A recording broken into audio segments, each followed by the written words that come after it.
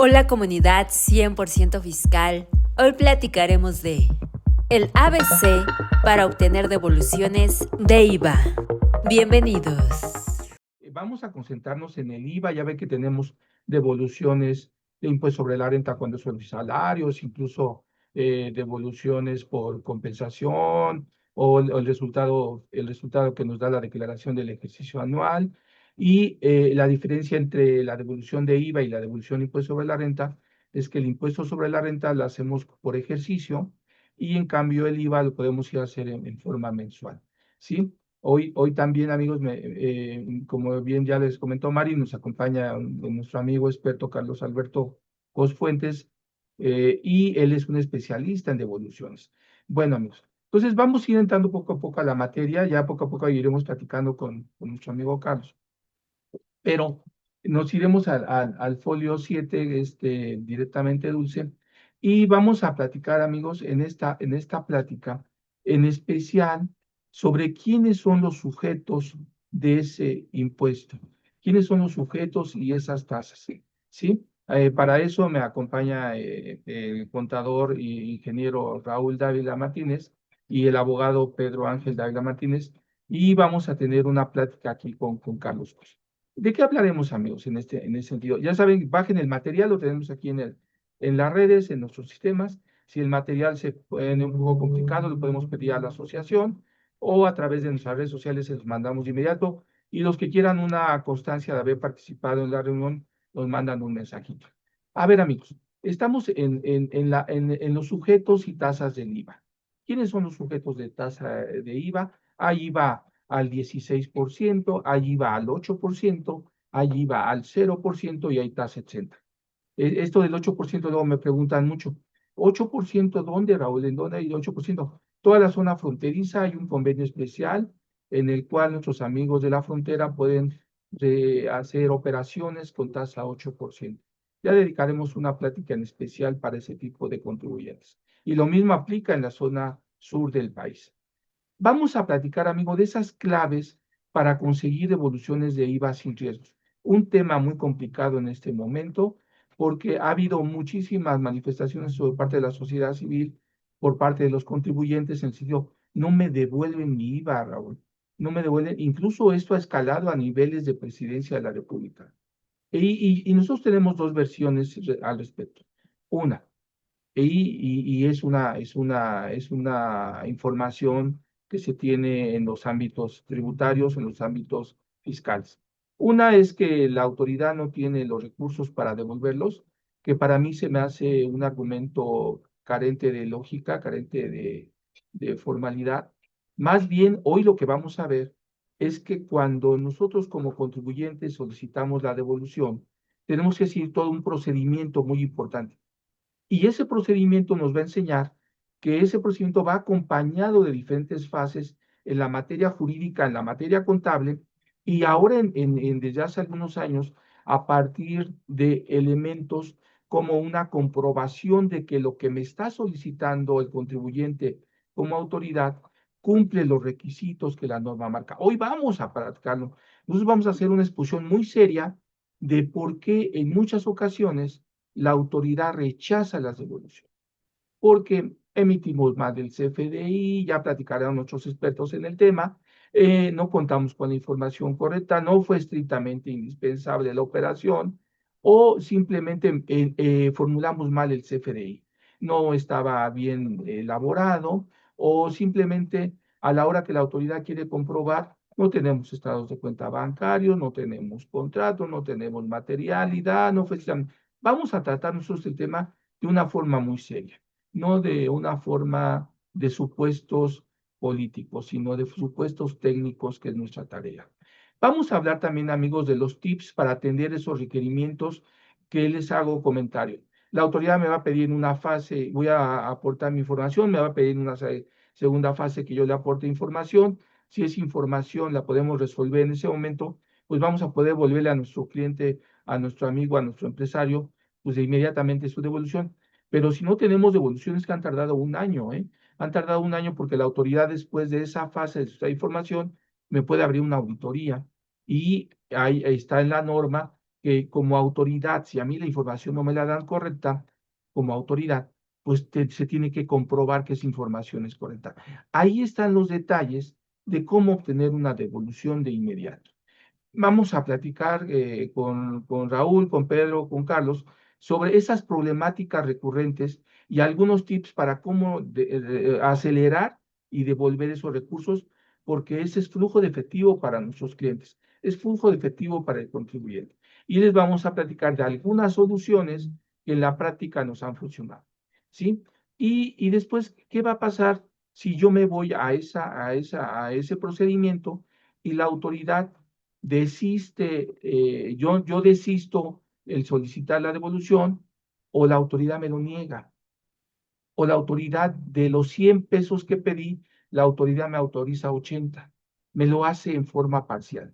Entonces, amigos, vamos a predicar estos temas muy interesantes. Voy a estar acompañándolos a ellos en esta práctica, sobre todo porque hoy está por aquí mi compañero Humberto Urrutia.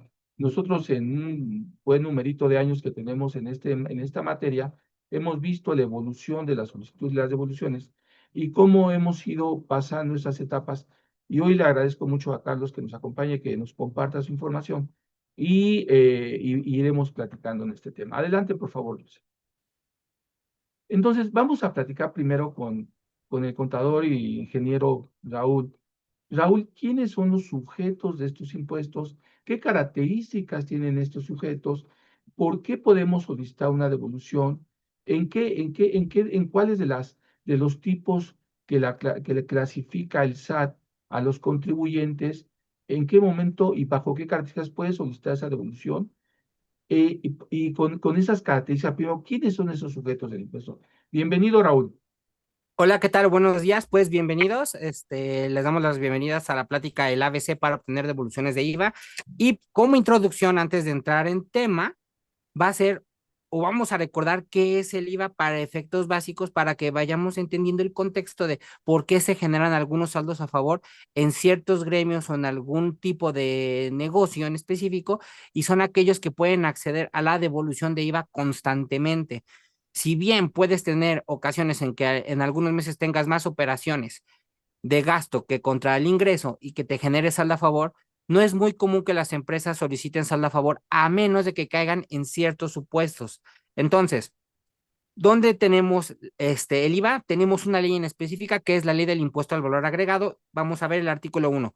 Están obligadas al pago al impuesto al valor agregado establecido en esta ley las personas físicas y las morales que en territorio nacional realizan los actos o actividades siguientes: enajenen bienes, presten servicios independientes, otorguen el uso o goce temporal de bienes, importen bienes o servicios. El impuesto se calculará aplicando a los valores que señala esta tasa al 16%. El impuesto al valor agregado en ningún caso se considerará que forma parte de dichos valores. Bueno, tenemos este recordatorio. 16%. Sin embargo, más adelante vamos a estar platicando del artículo 2A, donde nos van a señalar qué son las tasas cero. El licenciado Raúl Dávila acaba de mencionar que también tenemos el beneficio del 8% en la zona fronteriza, y no confundir con lo que es el IVA exento. ¿Por qué tenemos que tocar estas particularidades? Porque muchas veces cuando se acercan a nosotros llegan con que es que yo no tengo IVA y tengo mucho gasto, pero resulta que su actividad es exenta. Hay que ver primero en qué supuesto caemos y por qué tasa cero sí cae y por qué exento no. La que sigue, por favor, Dulce. ¿Qué es el impuesto al valor agregado? Es un impuesto que se aplica al consumo de bienes o servicios en México. Aplica para todo, excepto en las excepciones que acabamos de mencionar. Cuando compras algo, pagas un porcentaje adicional al precio. Es adicional. ¿Por qué voy a parar otra vez aquí? Muchas empresas, cuando se formalizan, no entienden este sentido de que el IVA es aparte del costo. ¿De acuerdo? Esto va dentro de tu planeación de costos. Si tú vas a vender un producto en 100 pesos, es 100 pesos más IVA. Y aquí es donde muchas empresas empiezan a fracasar. ¿Por qué? Porque consideran que el IVA es de ellos y no es así, es adicional. Y entonces dentro de sus costos resulta que se vuelve un gasto y empezamos a tener problemas. Hay que recordar que el IVA es adicional. Entonces, va a aplicar 16, 8% o 0% dependiendo del tipo de producto o servicio, de acuerdo a las particularidades del negocio en marcha. También se paga durante la adquisición de materiales, insumos a lo largo de la cadena de suministro, y es cobrado al consumidor final por el negocio que vende el bien o el servicio. Y este dibujo que estamos viendo aquí especifica claramente por qué se puede generar un saldo a favor. Tenemos proveedores que nos venden seguramente materiales o algún servicio o algún bien, y también por eso viene contenido aquí, fabricante y distribuidor, y llega al minorista, ¿de acuerdo? Si el minorista durante el transcurso de su operación que llevó proveedor, fabricante y distribuidor estuvo pagando IVA y él vende algún producto que está en tasa cero, si él tiene la posibilidad de acreditarse IVA y cuando lo va a trasladar no lo puede trasladar porque tiene tasa cero, pues tiene un pago de IVA a su favor. Y vamos a ver en qué artículo viene señalado esto. Adelante, por favor, Dulce. Tasa cero. Tasa cero viene en el artículo 2A. Es una tasa preferencial que se aplica a ciertas actividades económicas que sí están grabadas, pero con un IVA al 0%. Otro error común que ocurre con nosotros como contribuyentes, que por creer que tenemos tasa cero o tasa exenta, no lo señalamos dentro del CFDI, y ese es el error más común. Siempre debe de ir señalado el IVA en el CFDI y viene en el llenado que dice tasa cero o exento, que no te vaya a generar un aumento en el costo durante el servicio, no significa que no deba de ir señalado en el CFDI. Y aquí es uno de los primeros errores por los que la autoridad nos puede bater una devolución que no esté bien plasmado en un CFDI. Esto significa que no se cobra el IVA al cliente, pero sí se puede acreditar el IVA de las compras y gastos relacionados. ¿Esto dónde está? Esto está en el artículo, en el 2A, hasta abajo del 2A, después de que te señala después de que te señale cuáles son los servicios y las actividades que están en tasa cero, nos estipula los actos o actividades a los que se les aplique la tasa cero producirán los mismos efectos legales que aquellos por los que se deba pagar el impuesto conforme a esta ley. ¿A qué se refiere? Que los de tasa cero tienen el mismo tratamiento que todo lo que es tasa 16%. ¿A qué vamos con esto? Que todos los gastos que conllevaron la venta de este producto o este bien o servicio tasa cero, sí es acreditable, a diferencia de alguna actividad exenta. Esta plática, pues estamos concentrados prácticamente en tasa cero, 8%, y aquellos que nos generaron este beneficio de un saldo a favor. Es común que quienes realizan estas actividades generen saldos a favor recurrentes. ¿Qué quiere decir? Que mes con mes tienen saldo a favor. Adelante, por favor. Aquí tenemos una lista extensa de algunos que aplican en tasa cero y vamos a ir especificando algunos.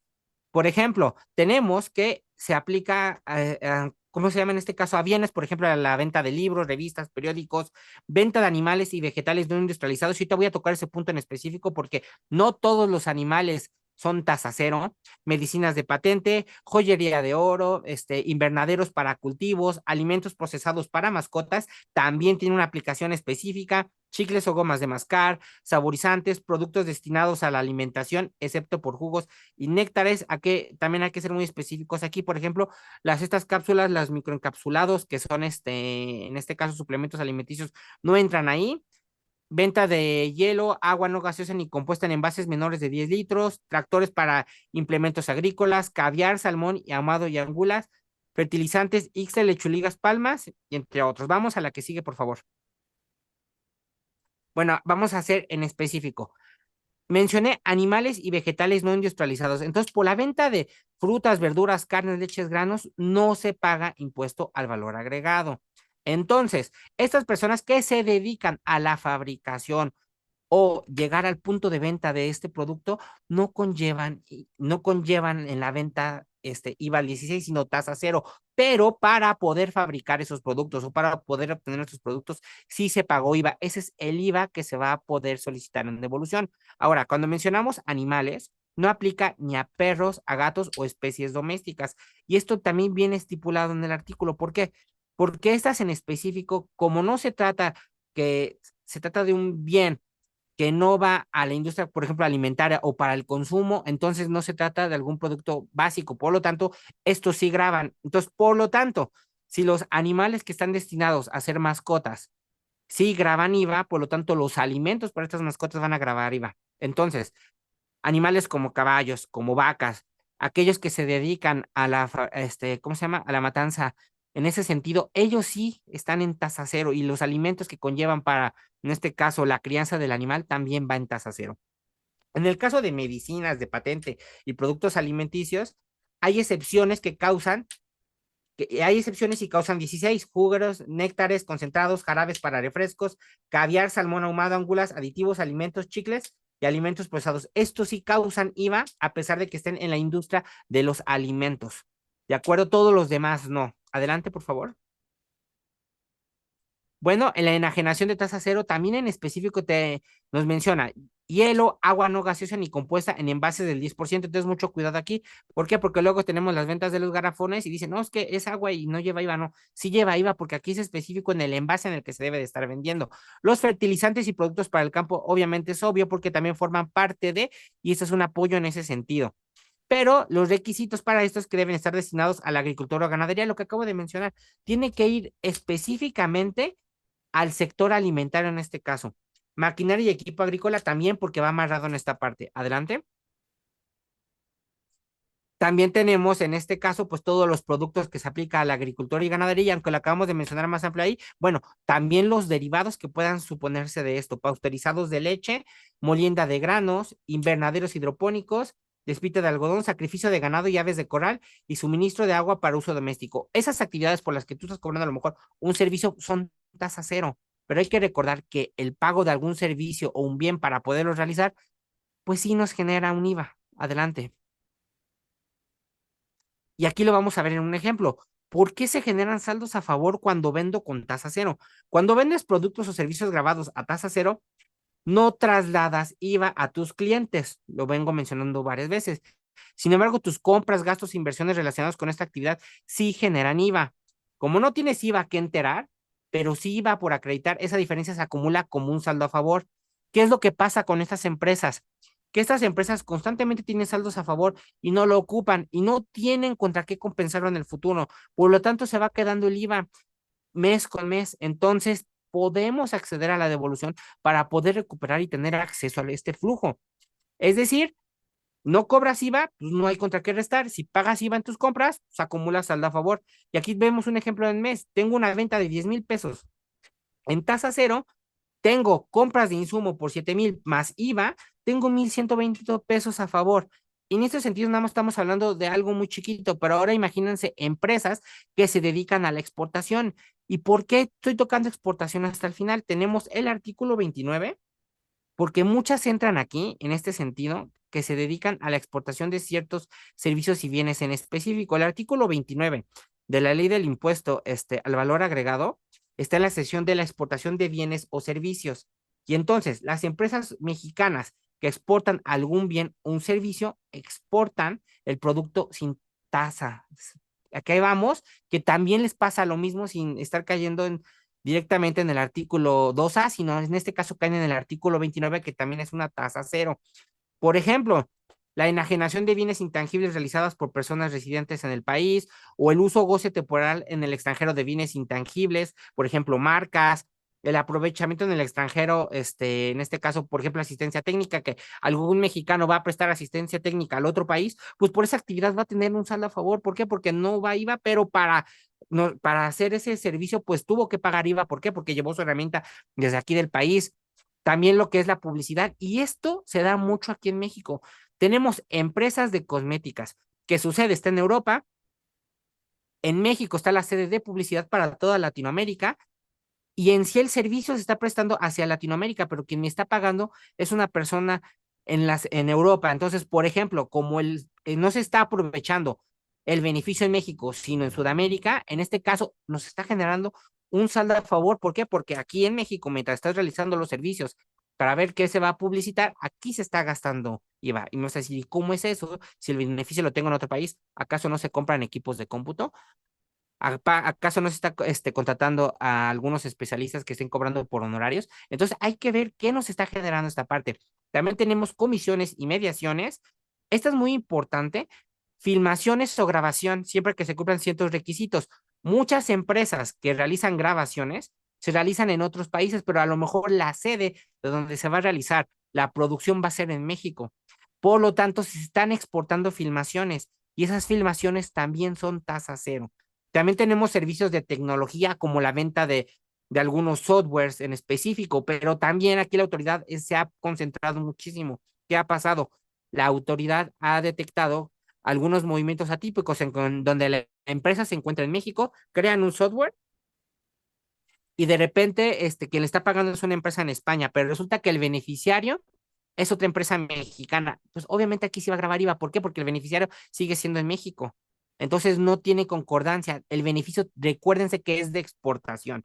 Dicho esto, vamos a pasar ya a la siguiente lámina porque vamos a darle entrada en este caso al licenciado Carlos Cos, porque ahora sí vamos a platicar, dicho esto de ya tenemos saldas a favor, ¿qué es este derecho, Carlos, que tenemos aquí? Sí, Raúl, fíjate que qué bueno que ahorita ya Carlos nos va a especificar esta situación. Pero fíjate, Carlos, que una reflexión para nuestros amigos empresarios y que nos acompañan, y a nuestros amigos de otros despachos que nos acompañan, fíjense todas las oportunidades que tenemos de devolución de IVA, Carlos, y muchos de nuestros clientes, muchos de los clientes, ahorita que tenemos, nosotros tenemos aquí en la central de Abastos, una ciudad tan enorme, casi como el Vaticano, de población, de gente, importadores, exportadores, la autoridad fiscal tiene por ahí una estadística de qué porcentaje de gentes no solicita sus devoluciones, ¿no? O no sabe que tiene derecho a devoluciones, o no sabe que tiene otros beneficios, ¿no, Raúl?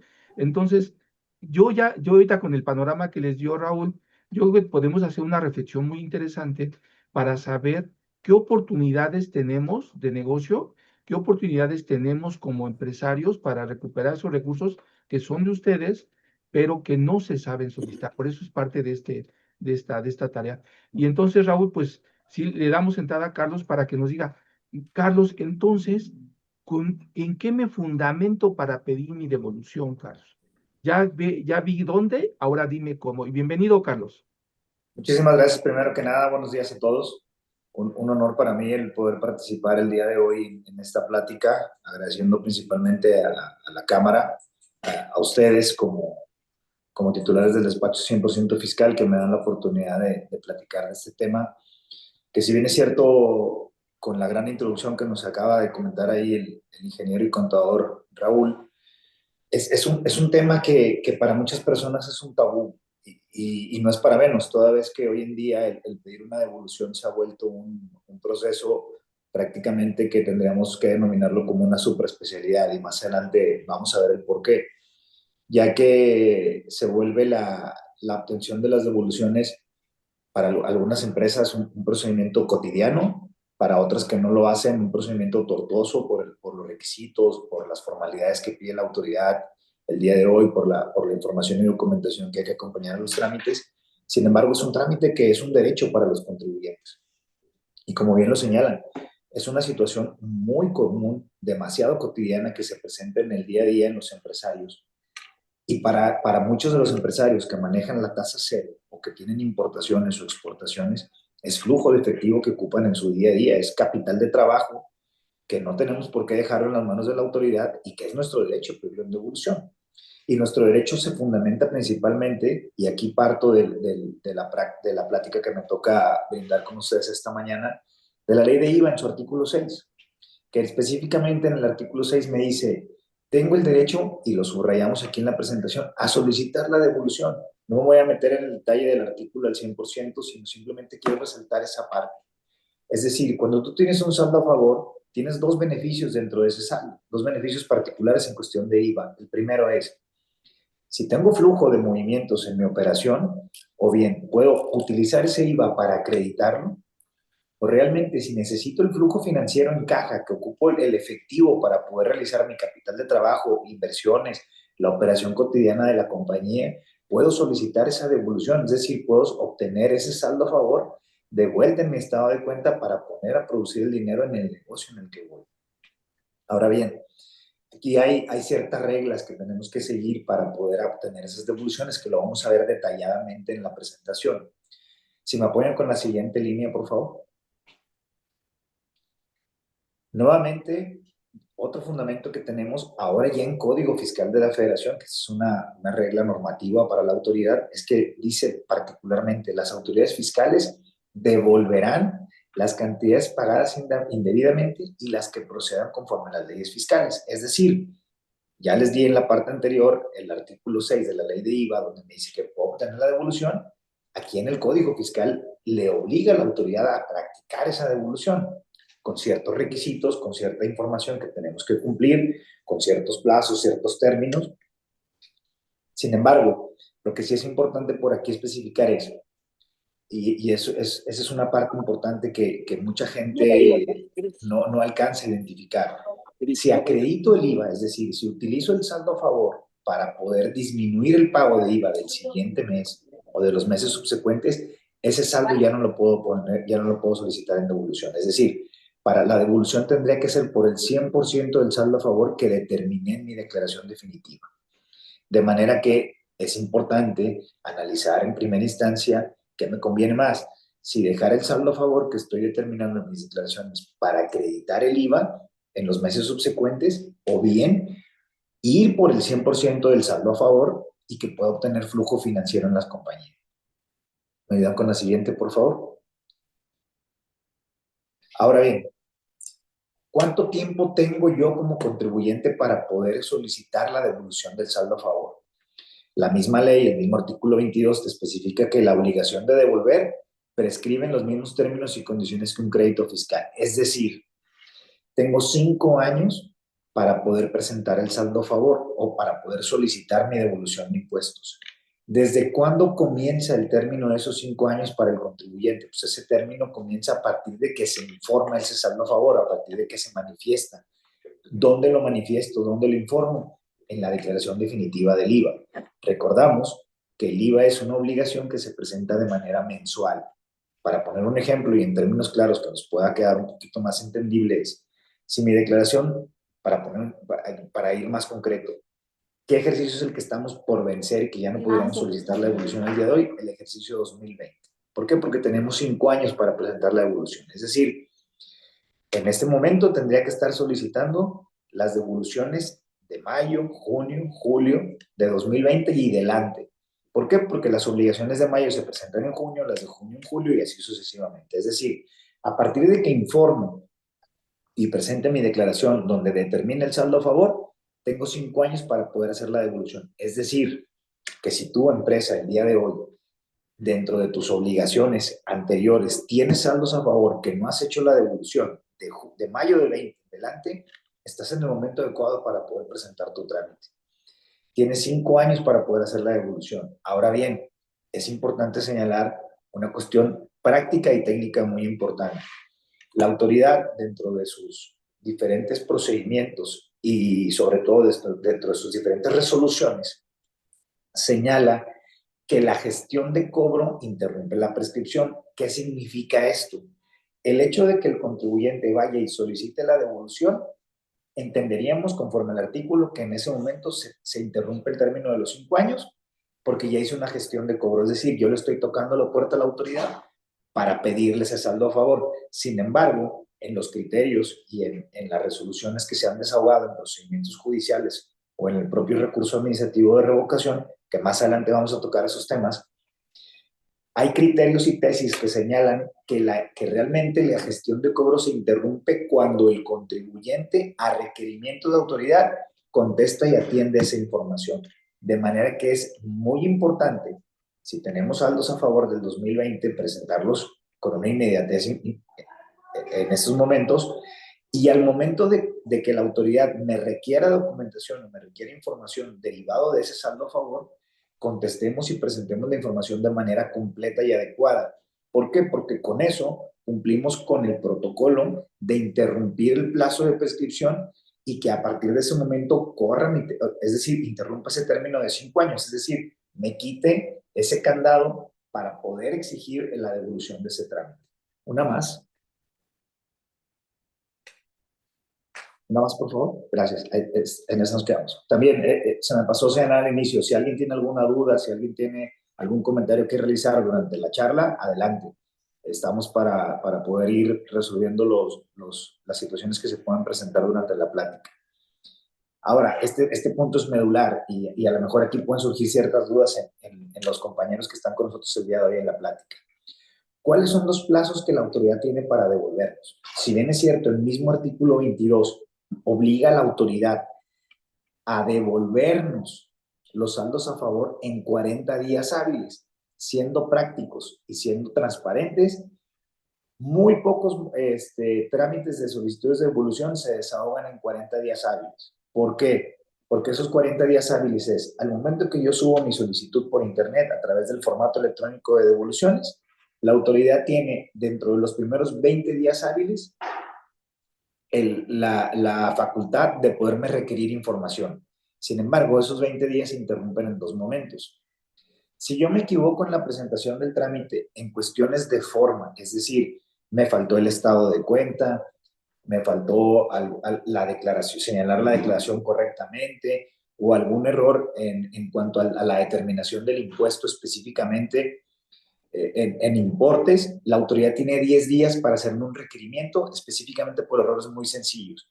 Sin embargo, en la práctica, ese primer plazo de 10 días básicamente nunca se cumple. ¿Por qué? Porque la autoridad extiende a 20 días después de que yo presento mi trámite para emitir un requerimiento de fondo. Es decir, en ese requerimiento de fondo, que más adelante lo vamos a explicar, me va a pedir papeles de trabajo de la integración de la cobranza, integración de ciertos proveedores, información de cómo obtuve ingresos en ese mes, de dónde obtuve el flujo para poderle pagar a mis proveedores, cuál es la mecánica operativa del negocio. Me puede pedir incluso información de ciertos proveedores para poder cruzar materialidad, que lo vamos a ver más adelante. Pero bueno, en grandes rasgos en este momento me quiero enfocar en los plazos. 20 días para que me emitan ese requerimiento. Perfecto. Ese requerimiento tiene que ser notificado vía buzón tributario. Otro punto muy importante es que al momento de presentar las devoluciones tenemos que estar muy pendientes de la información que nos llega a buzón. ¿Por qué? Porque al momento que llega a buzón, como bien sabemos, tenemos 4 días para notificar, para descargar el documento y darse por notificado, o automáticamente en 4 días ese documento va a estar notificado y empieza a corrernos el término para la contestación. Que ese término es de 20 días y hábiles para poder responder. Es decir, ¿por qué decía yo en un inicio que esos 40 días hábiles que tiene la autoridad nunca se cumplen? Porque al momento que me notifica el requerimiento de información, se interrumpe el plazo de esos 40 días hábiles, hasta en tanto no conteste la información que me están requiriendo. Es decir, esos 20 días hábiles que tengo para responder automáticamente no forman parte del plazo de los 40 días hábiles. Y aquí ya vamos extendiendo el tiempo en que me van a otorgar la devolución. Una vez que hayamos contestado, que hayamos presentado la información que se nos requiere, que esa información de igual manera se presenta vía electrónica, ya no tenemos nada que estar haciendo en las oficinas del SAT para pedir una devolución o para atender un requerimiento, todo es a través del buzón tributario. Una vez que nosotros presentemos ese requerimiento, el SAT me puede emitir un segundo requerimiento dentro de los 10 días siguientes al cumplimiento del primero. Es decir, una vez que nosotros contestemos, la autoridad tiene 10 días siguientes para poderme emitir un segundo requerimiento. Y en ese segundo requerimiento, ¿qué me va a pedir si ya le mandé todo lo que me pidió en el inicio? Pues bueno, si la autoridad de la valoración o validación a la información o documentación que presentamos tiene dudas, no le queda clara alguna información, o bien requiere información adicional, tiene estos 10 días para poderme pedir más documentación.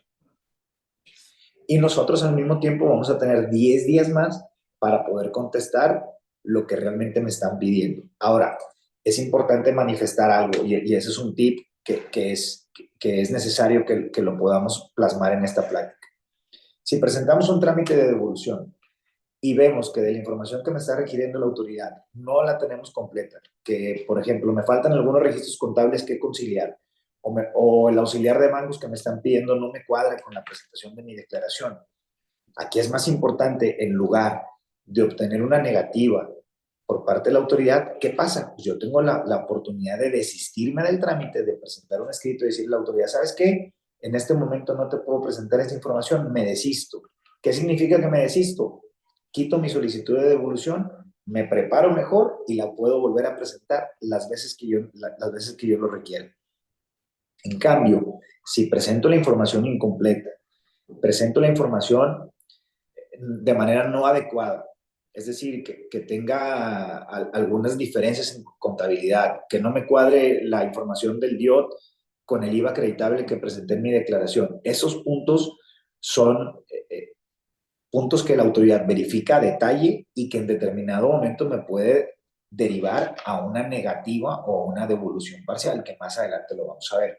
Sin embargo, un tip importante es, si ya presenté mi devolución, contesté el requerimiento, me emiten un segundo requerimiento y no me siento conforme, o desde el primer requerimiento no me siento conforme con lo que voy a presentar o con lo que me están pidiendo, no tengo completa la información, lo mejor en estos momentos es desistir. Vamos a una más, por favor.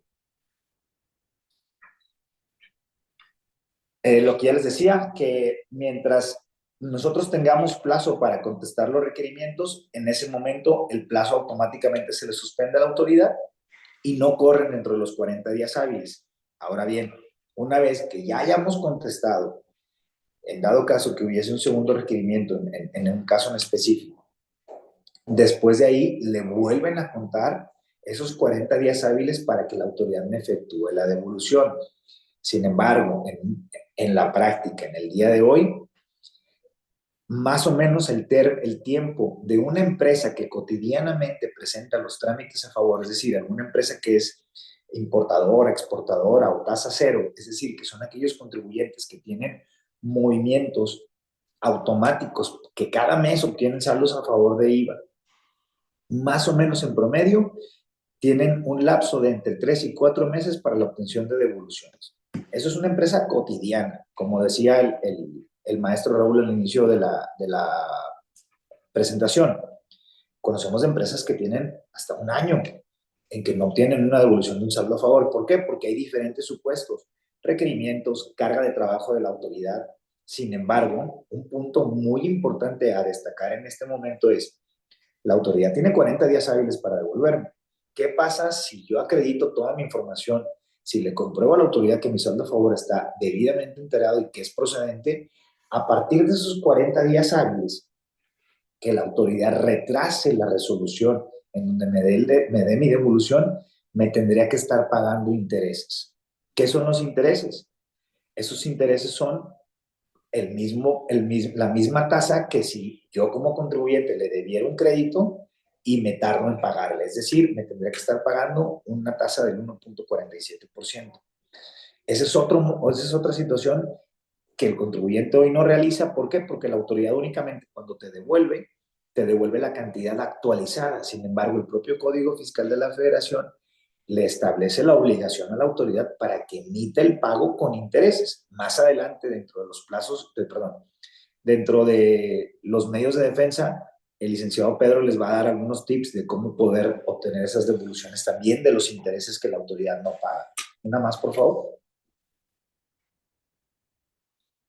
Ahora bien, ya vimos el panorama general de un trámite. La autoridad, dentro de sus facultades de comprobación, si bien conocemos como facultades de comprobación la revisión de gabinete, la visita domiciliaria o la revisión electrónica, en el caso específico de las devoluciones de impuestos, la autoridad tiene facultades de comprobación también, y estas están asentadas en el artículo 22, inciso D del Código Fiscal de la Federación. ¿Qué dice este artículo? A la autoridad le da la competencia para poder verificar, y aquí quiero subrayar esta parte, la procedencia de la devolución. Es decir, la facultad de comprobación en este punto en particular únicamente debe versar sobre la determinación del saldo a favor. Es decir, si yo estoy pidiendo una devolución de IVA, la autoridad no tiene por qué voltear a revisar mi ICR, o no tiene por qué ahora voltear a revisar mis retenciones de ICR o otro impuesto. Es decir, la autoridad únicamente me debe de pedir información constitutiva al saldo a favor que estoy solicitando o al periodo en el que estoy solicitando la devolución. Si yo tengo una devolución del mes de marzo, únicamente me podría pedir la información que conlleve a la obtención del saldo a favor del mes de marzo. Específicamente eso. Sus facultades están limitadas a la validación del origen y determinación del saldo a favor, nada más. La siguiente, por favor. Tantito, Carlos, una pregunta rápida. Sí, claro. En este caso, si me abren facultades de comprobación, ¿me pueden volver a solicitar la misma información que yo ya aporté durante el procedimiento de devolución, o esa información ya se considera aportada?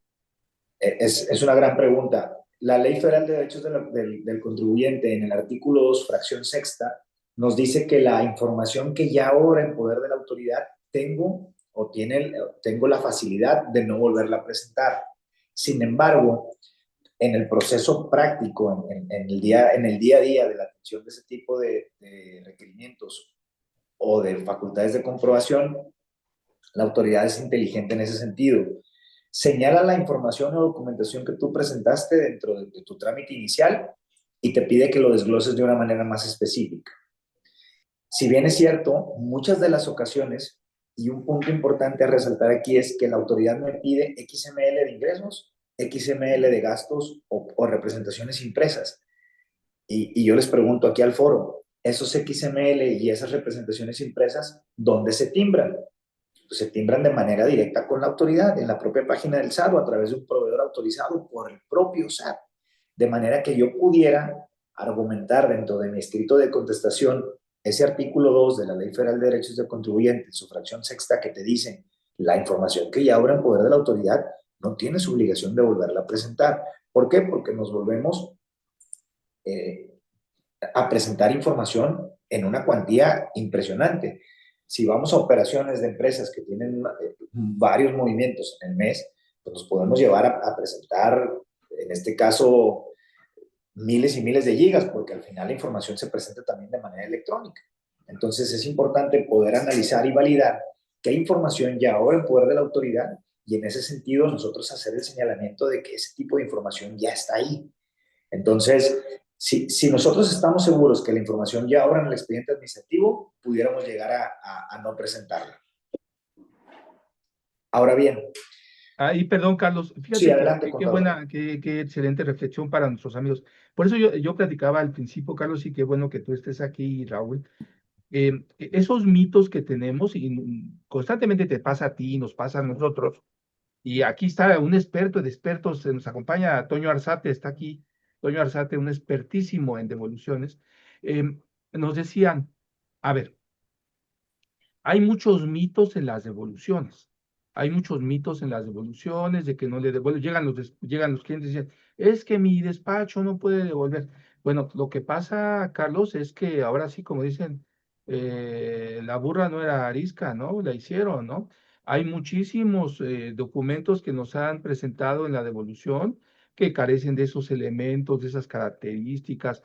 Tenemos las empresas fantasmas metidas ahí en las devoluciones, contribuyentes que no cumplen los requisitos. Si te fijas, hay dos momentos tuvimos ya ahorita, ¿no? Una parte eminentemente teórica, en la cual damos el fundamento legal, y una parte eminentemente práctica, en la que el contribuyente no aporta la información, y como tú bien dices, ya se inició el procedimiento, y pues hay que desistirse. Pero en el fondo, Carlos, la autoridad no se está excediendo sus facultades de comprobación. ¿Por qué? Porque sí hay contribuyentes y con todo el dolor de nuestro corazón que emiten información incorrecta, ¿no? Que timbraron mal el CFDI, que no hay razón de negocio, que no hay materialidad, que elaboraron mal la estricta indispensabilidad del gasto, ¿no? Entonces, todos esos mitos, Carlos, pues los vamos viendo cuando vamos avanzando, ¿no? Y nos damos cuenta de que en verdad el contribuyente o nuestro despacho contable se equivocó en hacer la tarea, ¿no? Y como bien decías en esto que la pregunta que te hacía Raúl, tenemos la litis abierta en el cual yo ya aporté información antes del juicio y la pude aportar ante la autoridad en el medio administrativo, ¿no? Y como dices tú, la salida, y creo que nos pasa en muchos casos, Carlos, es que la gran figura del desistimiento, y ahí, Carlos, pues no hay ningún límite para desistirme las veces que sea dentro de los 5 años, ¿no? Entonces, ¿qué pasa? Pues efectivamente nuestro contribuyente o nuestro amigo asesor no conoce el fondo del asunto, ¿no? Entonces, eso da entrada, Carlos, a estas facultades de la autoridad, ¿no? Por eso esos errorcitos que podrían ser que a nuestro cliente le devolvieran en los 20 días y en los 40 días que tenemos máximo, tengamos devoluciones de más de un año, ¿no, Carlos? Entonces, ¿tú estás de acuerdo, Carlos, que esos mitos no son tales como tales, sino que más bien son errores que cometemos o que se comete por el contribuyente, y por eso la autoridad, en ese marco en el cual se han cometido tantos, voy a usar la palabra, abusos, pues la autoridad tiene que comprobar que lo que me está diciendo es real, ¿no, Carlos? Totalmente de acuerdo, contador. Aquí es un punto muy importante el hecho de que muchas veces no estamos preparados al 100% para, es decir, presentamos la devolución, sí, pero no estamos preparados para la respuesta. O me ha tocado ver empresas, y es bastante cotidiano, que el empresario presiona al contador para pedir las devoluciones, y el contador, por cumplir con la enmienda que le encargan, presenta 5, 6, 7 trámites al mismo tiempo. Pues imagínese la cantidad de trabajo y de carga que también representa contestar o atender esos 6 o 7 requerimientos con el volumen de información que maneja de acuerdo a la empresa. Pues se vuelve un cuello de botella y se vuelve una información bastante complicada. Entonces, muchas veces nosotros partimos desde ahí haciendo un análisis. Ahora, también no es que yo tenga que presentar de manera cotidiana los trámites, es decir, enero, febrero, marzo, no, para nada. Si yo estoy listo con el mes de mayo y no he presentado enero y febrero, no pasa nada, yo puedo jugar con la presentación de los trámites, y ese es otro tip que también es muy importante. En el mes en el que nos sintamos más fuertes, en el que tengamos preparada la mayor cantidad de información, ese mes es el que podemos presentar. No tengo que seguir una cronología. Es decir, ahora, otro punto muy importante, y eso se los platico así en confianza, porque estamos en un foro de amigos, es que la autoridad también, y ese es otro punto, contador, que es bastante importante resaltar, también tiene modelos de riesgo para pagar las devoluciones. ¿A qué me refiero? A que la autoridad hace un énfasis específico o hace una revisión más integral a la documentación dependiendo del importe del saldo a favor que tienes. Imagínense, si estamos en una empresa que es una empresa de tasa cero, que vende frutas y verduras. Es decir, nunca va a cobrar IVA, salvo que tenga operaciones accidentales. Pero de ahí en más, si su operación cotidiana es la comercialización de frutas y verduras, jamás va a tener un IVA a cargo. ¿Por qué? Porque los gastos que tiene le van a generar siempre un saldo a favor. Es decir, es una empresa que cotidianamente va a pedir devoluciones de IVA. Pues el SAT ya conoce que es empresa. ¿Por qué? Porque mes a mes le pide devoluciones. Sin embargo, si el día de hoy surge algo que nunca pide una devolución, que después de la charla dice, oye, pues lo voy a hacer, la autoridad va a hacer una validación un poco más exhaustiva porque es una empresa que no conoce. Es decir, que el primer requerimiento de información o puede caer en una facultad de comprobación, es decir, quiere conocer la empresa, quiere realmente validar, verificar sus procesos, primero sus procesos administrativos, verificar quiénes son sus proveedores, a quién le vende, con quién opera en el mercado, y esa situación es muy natural. Es decir, es bastante natural que el requerimiento de la autoridad llegue y dependiendo el tipo del perfil del contribuyente, dependiendo el perfil de riesgo de aquellos proveedores que tenga, es el nivel de requerimiento que va a realizar. Entonces, que no nos espante, realmente que no nos espante el presentar un trámite de devolución. Es un trámite común, es como si fuéramos a darnos de alta al RFC. Claro, me piden requisitos, evidentemente, la autoridad tiene la obligación de comprobar. A ellos también los revisan y a ellos también les validan y les valoran la documentación e información que requieren, que realmente estén seguros de lo que están haciendo, porque como bien comenta, se metieron muchos goles. A la autoridad le metieron muchos goles pidiendo devoluciones ficticias o devoluciones que no existían. Por eso el día de hoy tenemos unos requerimientos bastante especiales, que claro, en algunos casos también la autoridad se extralimita en la información que pide, como lo vamos a ver más adelante, pero al final es una facultad que tiene.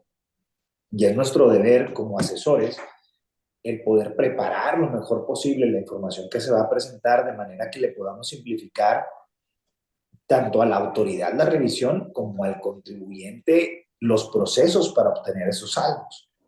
Ahora bien, entrando en materias específicamente de las facultades de la autoridad, regresándome al ejemplo, una empresa nuevecita que nunca ha pedido trámites y que de la noche a la mañana llega con la autoridad y le pide 10 millones de pesos de devolución, debidamente declarados y debidamente soportados, que por situaciones ajenas a la voluntad de la empresa no los había pedido, pero que hoy por un tema de flujo descubrió que tiene el beneficio de la devolución y en lugar de tener el dinero parado ahí con la autoridad, pues lo va a pedir en devolución. Presenta el trámite del mes de marzo con sus 10 millones de pesos a favor. ¿Ustedes qué creen que suceda? Pues si nunca me ha pedido devoluciones y el día de hoy viene y me pide 10 millones de pesos, pues evidentemente va a caer en una facultad de comprobación. Y aquí es bien importante especificar esto. Primeramente, Ya tenía los 40 días hábiles la autoridad para poderme revisar en el plazo administrativo del trámite per se. Ahora bien, me abre facultades de comprobación y aquí solamente puede haber dos facultades. La primera, revisión de gabinete, que significa que la autoridad me emite un requerimiento y yo tengo la obligación de ir a la oficina de la autoridad o por buzón tributario y presentarle la información que me requiere, o bien visita domiciliaria. La diferencia resalta en que en la visita los auditores del SAT acuden de manera directa al domicilio fiscal de la empresa y la revisión se lleva a cabo en las instalaciones del domicilio fiscal. Un punto importantísimo que quiero señalar y resaltar es que para que tú puedas pedir una devolución de impuestos, tiene que la empresa estar localizada en el domicilio fiscal. Es decir, si eres una empresa nueva que nunca has pedido un trámite de devolución, antes de presentar la primera solicitud, es importantísimo que desahogues una verificación de domicilio. ¿Por qué? Porque ahí ya le vas adelantando los pasos al trámite.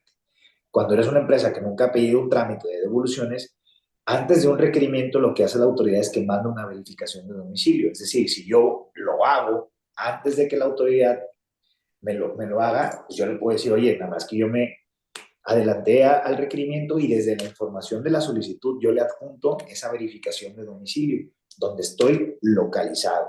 ¿Qué significa estar localizado?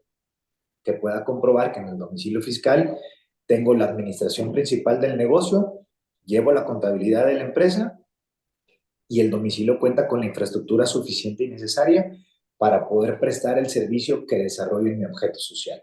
Ese dato es crucial.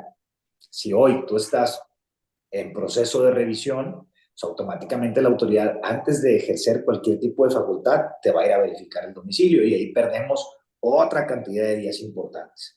Entonces, ese es otro valor agregado que tendríamos que tener nosotros para hacer las solicitudes de devoluciones. Me regreso y quito el paréntesis.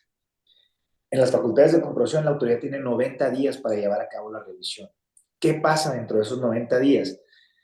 Aquí sí la revisión va a ser mucho más extensa, mucho más exhaustiva. Básicamente, ¿qué quiere ver la autoridad de mí? Uno, ¿a qué me dedico? ¿Cómo llevo a cabo mi negocio? ¿Cuál es la razón de negocio que tengo en la empresa? ¿De dónde es que deriva que obtengo un saldo a favor? Oye, pues yo le voy a acreditar, vendo frutas y verduras.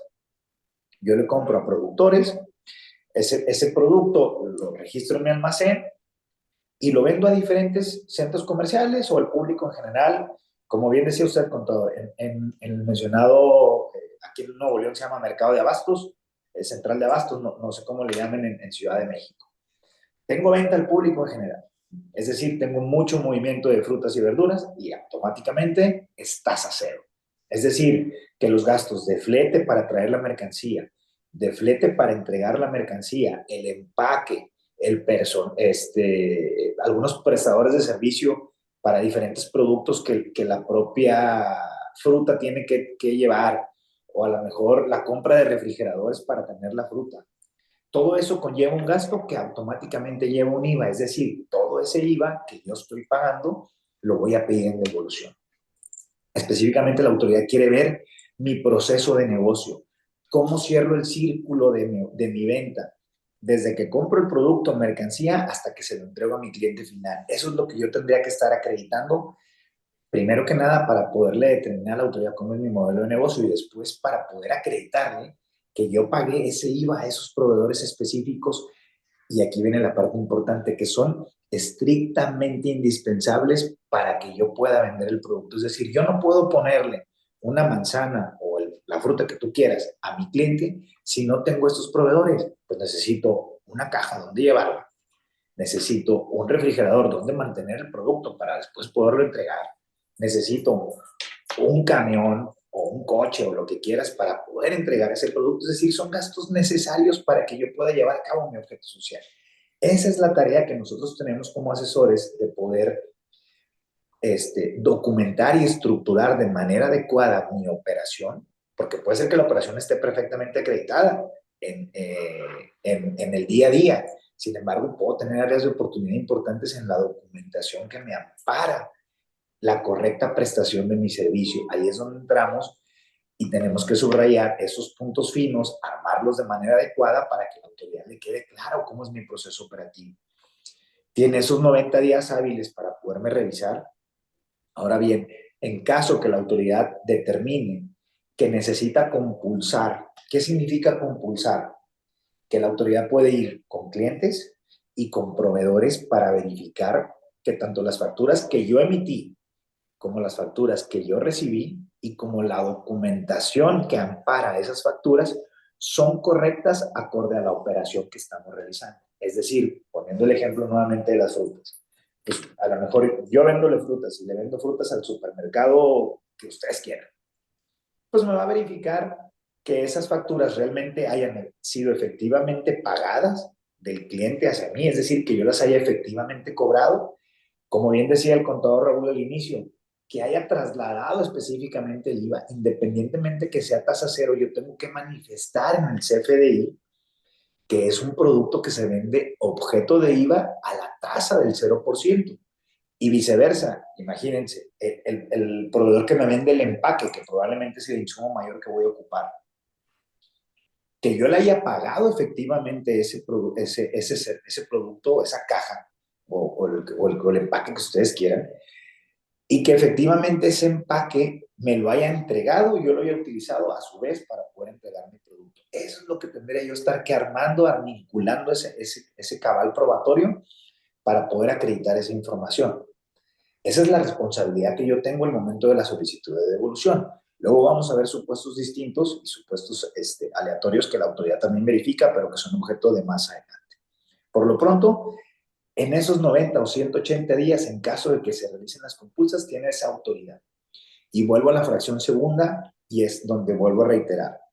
Solamente es para verificar el saldo a favor. Es decir, la autoridad de esta facultad de comprobación no me puede venir a resolver que en lugar de haberle pedido un saldo a favor, le debo dinero. Es decir, me puede negar que tengo un saldo a favor, pero no me puede determinar un crédito fiscal derivado de una solicitud de devolución. Y esto es bien importante. Por eso es que mucha gente también a veces tiene ese mito, ¿no? ¿Para qué pido dinero? ¿Me van a revisar otras cosas? O voy a salir pagando, o el dicho coloquial, me va a salir más caro el caldo que las albóndigas. Para nada. La autoridad específicamente tiene la obligación de revisar el saldo a favor. Ahora bien, ¿ya concluyeron esos 90 o se prorrogaron esos 180 días hábiles? La revisión concluye con la emisión de una última acta parcial o el oficio de observaciones. Es decir, después del desahogo de toda la visita o de toda la revisión de gabinete, la autoridad tiene la obligación de concluirlo con estos documentos, última acta parcial u oficio de observaciones. Y aquí es bien importante, tenemos 20 días hábiles. Si surgieron diferencias dentro de la revisión, te faltó esta documentación, no me integraste debidamente tus ingresos, o en el IVA acreditable traes algunas diferencias entre lo que efectivamente pagaste, porque pasa y es muy cotidiano y es algo del día a día. Yo emito mi factura hoy en mayo, y muchas veces le doy crédito a mis clientes.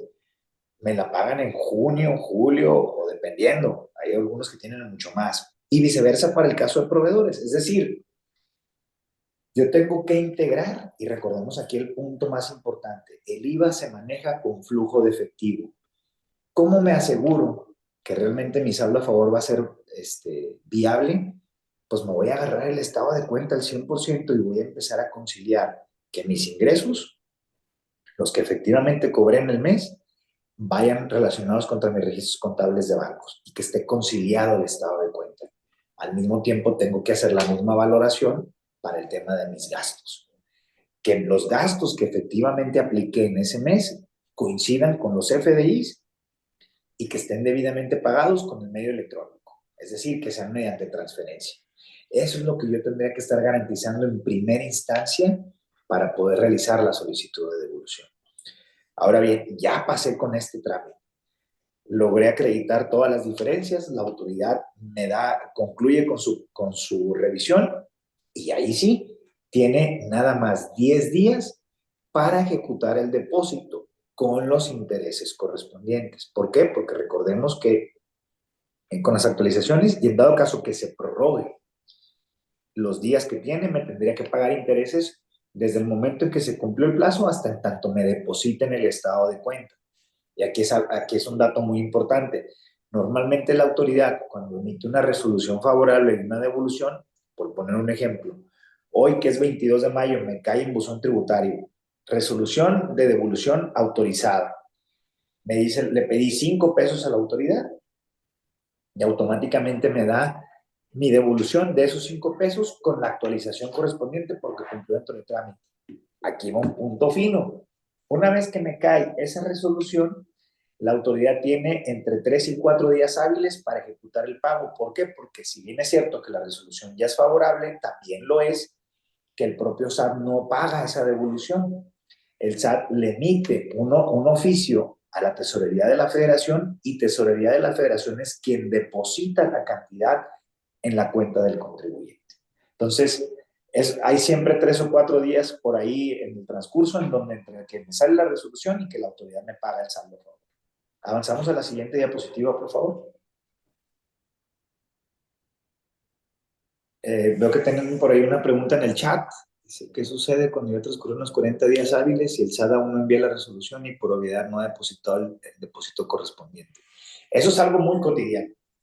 Como les decía al inicio, normalmente esos 40 días hábiles, desafortunadamente los tenemos en papel, pero no se ejecutan. Si no hay un requerimiento de la autoridad, o bien, habiendo un requerimiento, se contestó en tiempo y forma, y aún así pasan los 40 días hábiles, tenemos 2 opciones.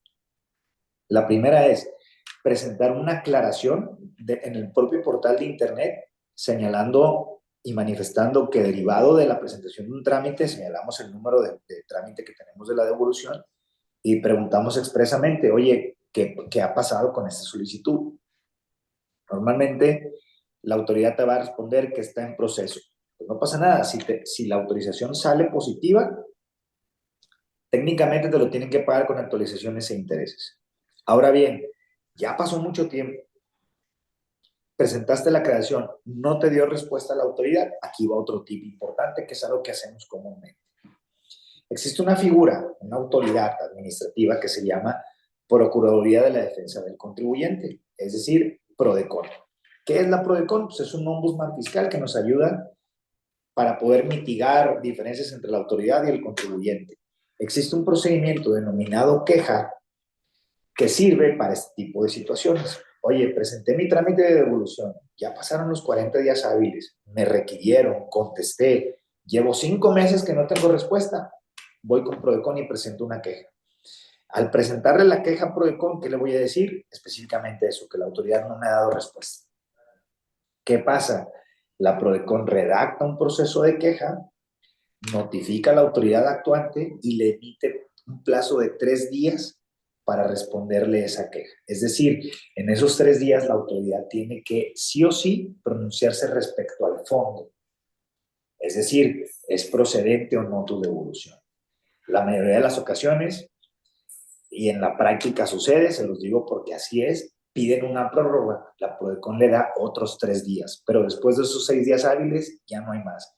Y se pronuncia la mayoría de las ocasiones con el resultado positivo o con una devolución parcial, pero siempre a beneficio del contribuyente. Entonces, esa es otra alternativa que también tenemos en la práctica, que poca gente utiliza y que realmente es muy funcional en ese sentido.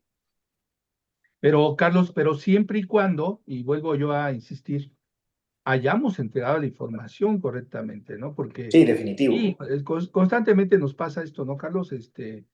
Llega el contribuyente y resulta que pues no entregó el estado de cuenta, no, si es persona moral, la autoridad está comprobando, está confirmando. Yo a lo mejor ahí choco mucho con muchos despachos en el sentido de que se excede las facultades de comprobación, ¿verdad?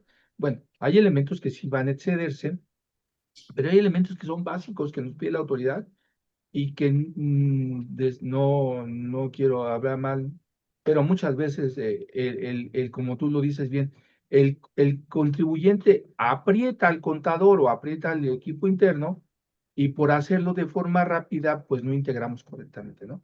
Entonces, esa situación es muy importante. Y nos ha tocado mucho en Prodecon, ¿no, Carlos? Que vas, efectivamente, y ya tenemos la reunión ahí con el SAT o tenemos la reunión con los amigos del SAT y con los amigos de Prodecom, y resulta, pues, oye, pues es que no me ha entregado esto, ¿no? O me entregó el estado de cuenta y le faltó la página 2, o yo no puedo comprobar ese dato, o ¿sabes qué?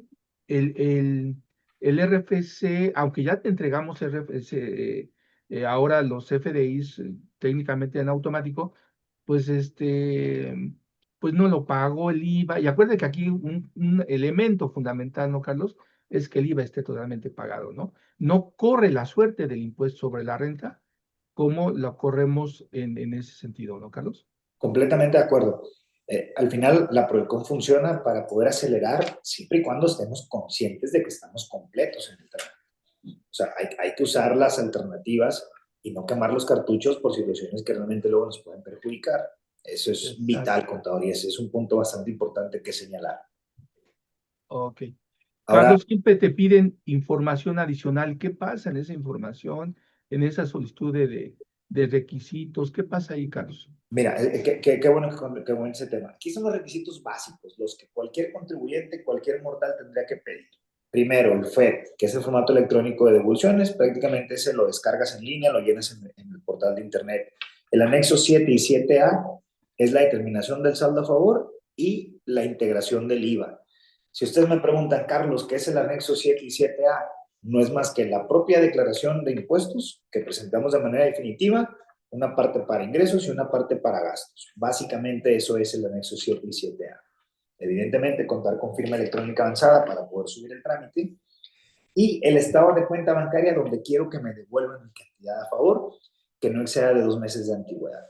Ahora, esos son los requisitos básicos.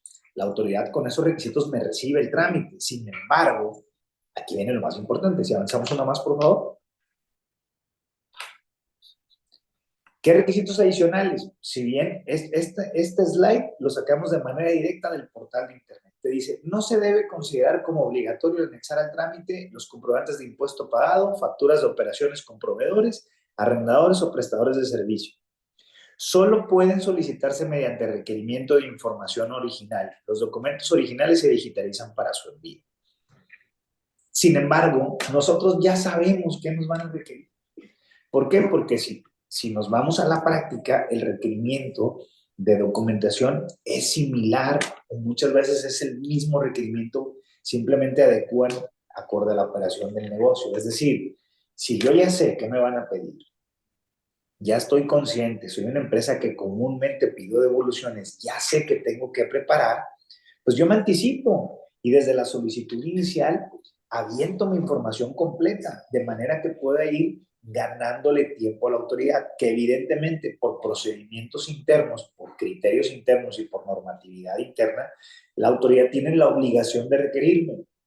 Pero ¿qué pasa? Pues me va a requerir y esa información yo ya la voy a tener lista desde que presenté el trámite, de manera que en lugar de tardarme 20 días, lo puedo contestar en 2 o 3, de manera que voy simplificando los tiempos y voy acortando los plazos para que la autoridad me tenga que dar una respuesta. Estos son puntos finos que en la práctica los tenemos que realizar para poder obtener los saldos a favor más rápidos. Es decir, yo ya sé qué me va a pedir la autoridad, ya tengo el conocimiento, ya sé por dónde va la revisión que me va a hacer. Yo en lo interno ya conozco mis debilidades, ya conozco mis puntos finos, lo que tengo que más o menos planchar y adecuar y presentar de manera estructurada, pues bueno, me enfoco en eso y desde un inicio presento mi trámite de manera completa. ¿Avanzamos una más? Ahora, ¿cómo obtener tus devoluciones de IVA? Siguiente. Como les dije en un inicio, hoy en día la devolución se convierte en un proceso completamente distinto. Es decir, es un proceso nuevo. Un segundito, por favor.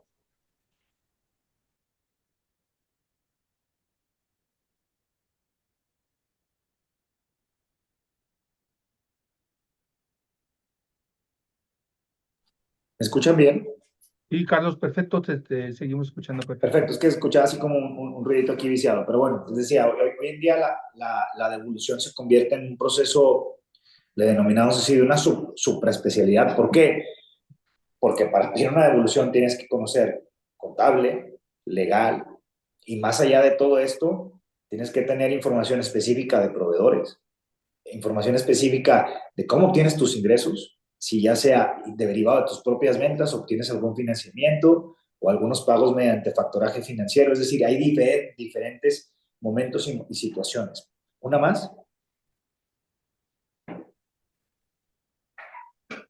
Ahora, la devolución de IVA, ¿qué es? ¿Es una devolución de IVA o bien es una fiscalización del periodo a solicitar? Ya vimos algo más o menos así en el preámbulo. Realmente es una devolución de IVA y como decíamos en un inicio, la autoridad tiene la facultad de verificarme la procedencia de ese saldo a favor. ¿Una más? Aquí lo que quiero resaltar y señalar es los requerimientos de la autoridad, y me voy un poquito más avanzado por el tema del tiempo. Esta imagen que ustedes están viendo es un requerimiento tal cual te lo hace la autoridad. El primer punto te pide un escrito libre en el que manifiestes cómo operas, que ya lo platicamos. El segundo punto, dame un papel de trabajo, y aquí quiero señalar, un papel de trabajo en formato Excel que tenga estas columnas, que me puedas integrar el UIDD, la fecha, la cuenta de banco en que te lo pagaron, y en dado caso el complemento de pago que emitiste por ese UIDD, conciliado de manera directa al estado de cuenta bancaria. Es decir, yo ya sé que me van a pedir. ¿Por qué? Porque ese requerimiento es igual para todos los contribuyentes. Ahora, sabemos que la mayoría de las empresas tienen 1 o 2 cuentas bancarias o 2 o 3 cuentas bancarias. Perdón, dame los traspasos. Si tienes líneas de crédito, dame el contrato con la institución financiera y dame las disposiciones que hiciste de líneas de crédito. Oye, ¿tienes préstamos con empresas? Si son partes relacionadas, dame el estudio de precios de transferencia. Si es un préstamo con una institución de crédito, dame el contrato. Que tienes pagos por factoraje, pues dame el contrato de ese factoraje, de donde obtuviste ese pago, etcétera. Es información que tú ya identifiques y que tú ya tienes. La única forma es estructurarlo de la manera adecuada. Una más. Escrito libre de donde obtuviste los sustentos de financiamiento, si fueron préstamos, si fueron aportaciones a capital. Es decir, dame el origen del recurso. Yo tengo que identificar de dónde obtuve el dinero que está en el banco. ¿Es de ventas? Cobranza, lo identifico con los UIDD. ¿Es de préstamo? Contrato. ¿Es de aportaciones de los socios? La asamblea. Y además de la asamblea, las salidas de dinero de los socios accionistas. Esa es la parte importante. Tenemos que saber identificar la documentación adecuada que tendremos que estar presentando a cada uno de los sustentos. Es decir, de lo que yo plasme en mi requerimiento, tengo que tener el caudal probatorio para poder soportar esa información. De clientes y proveedores, o de clientes, dame los 3 principales clientes y dame todo el soporte. ¿Qué es aquí lo que tengo que enfocarme y visualizar? Pues tengo que hacer el cierre de la venta. ¿Y a qué me refiero con el cierre de la venta? Desde que si me da una orden de compra, tengo un contrato con él, es decir, cómo llevé a cabo la operación, cómo le entregué el producto o cómo le presté el servicio, cómo me lo pagó. Hay luego supuestos que la autoridad va más allá de lo que realmente debe requerir, que ahorita lo vamos a ver así muy rápido, pero se los voy a dejar en el material para que lo puedan ver, el grado de detalle que quiere la autoridad. Pero sobre todo ese grado de detalle, ¿a qué proveedores versa? Yo se lo voy a especificar. Dame los estados de cuenta. Dame las altas del Registro Federal de Contribuyentes. Es información que ya tenemos. ¿Una más?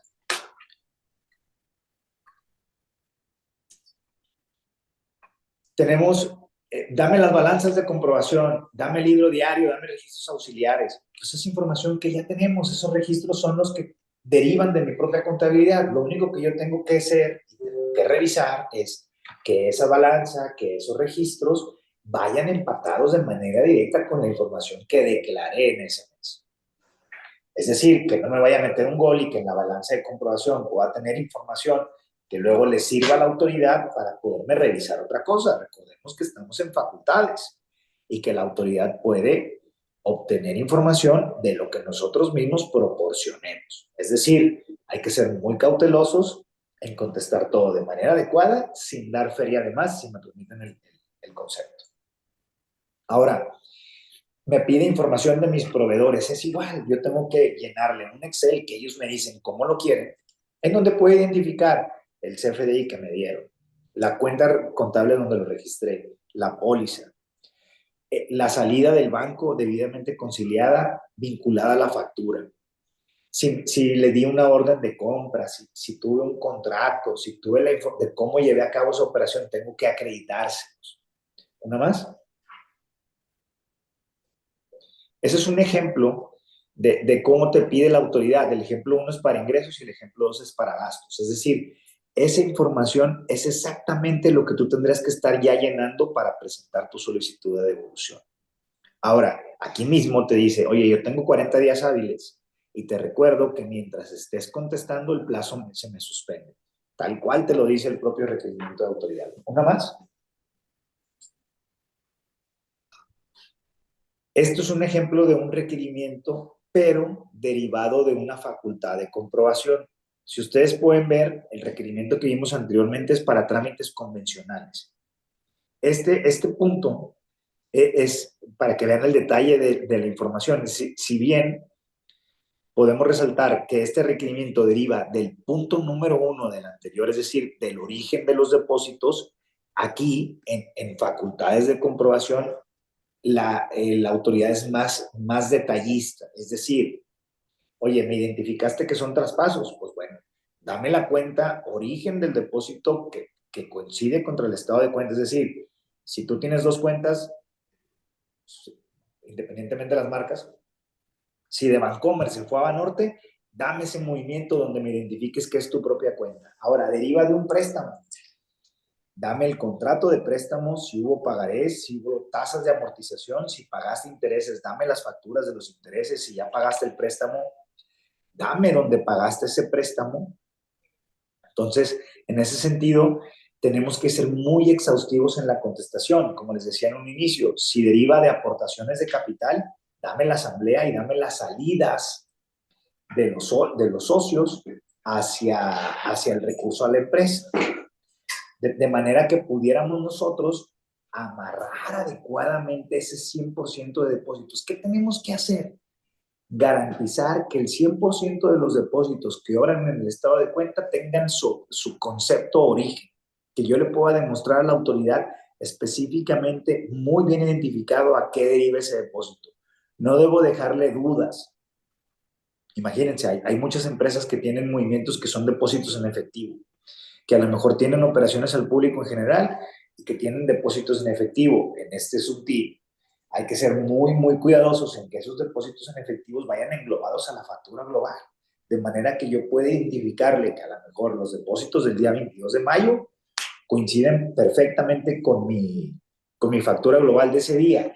Y si al cierre de mes yo traigo depósitos no identificados que realmente derivan de mis ventas, pues emito una factura global que corresponda a todos esos depósitos no identificados, de manera que no le dejen margen de maniobra a la autoridad para que esos depósitos me los pueda luego constituir como valor de actos y que mi saldo a favor pueda verse disminuido.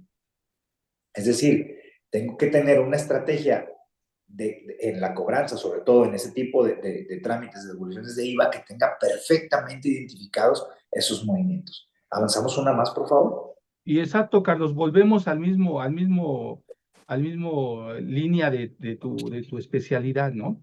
La autoridad está comprobando que se lleva a cabo la operación de forma real, ¿no? Porque muchas de las devoluciones, ¿te acuerdas hace 6 años, bueno, ya 10 años, la reforma del 14, parte de los documentos que teníamos acercamiento con la autoridad era en el sentido de que había muchas empresas que le metían ingresos a las empresas, adquirían servicios y después pedían las devoluciones, ¿no? Pues, digo, se prestó las devoluciones a muchísimos problemas, a muchísimas situaciones fuera de la norma, y claro, endurecieron a la autoridad, ¿no? Endurecieron a la autoridad, estaba muy ligada, ¿te acuerdas? En su momento, devoluciones a operaciones simuladas. Oye, Carlos, y esto que tú nos dices de esas autoridades a favor del 22 de ¿qué te pregunta la autoridad a grandes rasgos? ¿Qué te pregunta la autoridad ya en forma concreta? Oye, ¿qué haces? ¿Por qué lo llevas a cabo? ¿Tiene materialidad, razón de negocio? Y los conceptos que manejamos jurídicamente, ¿no, Carlos? Perfecto, gran punto y con eso vamos a continuar, contador. Básicamente, como les decía, ¿qué me pide la autoridad? ¿Qué quiere ver? Uno, el origen de todos mis depósitos. Quiere estar completamente seguro que el total de depósitos, los que corresponden a ingresos, estén debidamente declarados. Y el total de movimientos, o sea, las salidas bancarias, que el total de pagos que ejecuté esté debidamente acreditado, o sea, esté debidamente pagado conforme el IVA que estoy determinando. En primera instancia tengo que cuadrar eso. Ese es el punto medular de todo esto. Ahora, ya acredité que mis depósitos están debidamente acumulados y que mis pagos están debidamente acreditados en la declaración mensual. ¿Cuál es el siguiente punto por el que me tengo que preocupar? Mis proveedores. Que al menos de mis 5 principales proveedores yo pueda garantizar que realmente recibí el servicio o recibí la mercancía que compré. Y aquí es un punto bien importante, porque los 5 principales proveedores me queda claro que los tenemos identificadísimos. Todas las empresas pueden identificar quién es su principal proveedor. Pero ¿qué pasa? Y aquí es un dato y es un tip, otro tip que les decimos es, la autoridad tiene un semáforo para medir el modelo de riesgos, como se los comentaba anteriormente. Pero aquí medimos el modelo de riesgo del proveedor. ¿Ese modelo de riesgo lo conozco yo? Pues no lo conozco yo. El modelo de riesgo lo determina la autoridad. Es decir, la autoridad tiene un sistema en el que identifica mediante un semáforo con color verde, amarillo, rojo, el perfil que guarda el proveedor ante el propio fisco. ¿Qué significa? Y se versa principalmente en proveedores de servicios. ¿Por qué? Porque conocemos, y es un deporte nacional, la compra-venta de facturas. ¿Y qué se facturan y qué servicios o qué en la denominada compra de facturas, qué es lo que se factura? Valga la redundancia, pues servicios. Entonces la autoridad tiene muy identificado. ¿Cómo podemos identificar una empresa facturera, si me permiten el concepto? Pues factura puros servicios, cantidades muy grandes en las facturas, y el tema principal es nunca paga el impuesto. Entonces, si nosotros tenemos dentro de la operación algún proveedor, si me permiten la palabra, tóxico, y vamos a pedir devoluciones de IVA, va a ser bastante probable que a ese proveedor te lo señalen en tu solicitud de devolución o te nieguen el saldo que le pagaste a ese proveedor. ¿Por qué? Porque para la autoridad es muy fácil identificarlo. Ese proveedor te traslada cierto IVA, 16 pesos, tú se los pagas, sin embargo, pues ese proveedor nunca enteró ese IVA. Es decir, ese dinero se queda bailando, tú llegas, le tocas la puerta a la autoridad y quieres que te lo devuelvan. Sin embargo, ese proveedor nunca lo enteró. ¿Es legal? Pues no es legal porque yo efectivamente se lo pagué a él y él tenía la responsabilidad de enterárselo al fisco. En un juicio lo sacamos sin ningún problema porque al final el requisito que me pide el artículo 6 de la devolución es que el IVA esté efectivamente pagado y yo lo puedo demostrar. El tema es que en una etapa administrativa la autoridad me va a rechazar ese trámite, me va a rechazar ese saldo. ¿Por qué me lo va a rechazar? Me va a justificar que no cumplí con materialidad, que no era indispensable el gasto, que el servicio efectivamente no pudo comprobar que se haya prestado, etc. ¿Y cómo se argumenta o cómo la autoridad va a fundar y motivar esa resolución derivado de estas preguntas que les estamos plasmando aquí? Si gustan, avanzamos. ¿Con qué fin se solicita el servicio? ¿Cómo contactaste al proveedor? ¿Por qué razón lo contactaste a él? ¿Desarrollaste alguna licitación? ¿Hiciste una verificación entre 2 o 3 proveedores del mismo giro, etcétera? Avanzamos, por favor. ¿En qué consiste el servicio? ¿Cómo se proporcionó? ¿En qué momento? Fecha, lugar y tiempo. ¿Qué personas te prestaron el servicio? Llega al grado que te dicen, dame los currículums de las personas, dame las capacidades técnicas de esas personas, dame un documento en el que me puedas demostrar cómo te aseguraste que recibiste el servicio, dame el beneficio que tuviste tú como empresa de la obtención de ese servicio. A ese grado llega el requerimiento de información. Y ese tipo de requerimientos lo vemos en una vía dentro del propio requerimiento de la etapa administrativa y mucho más exhaustivo en la parte de las facultades de comprobación, como visita o revisión de gabinete. Avanzamos, por favor. ¿Qué actividades desempeñaron en la prestación de servicio? Dame el costo de la contraprestación global y por persona. Adelante.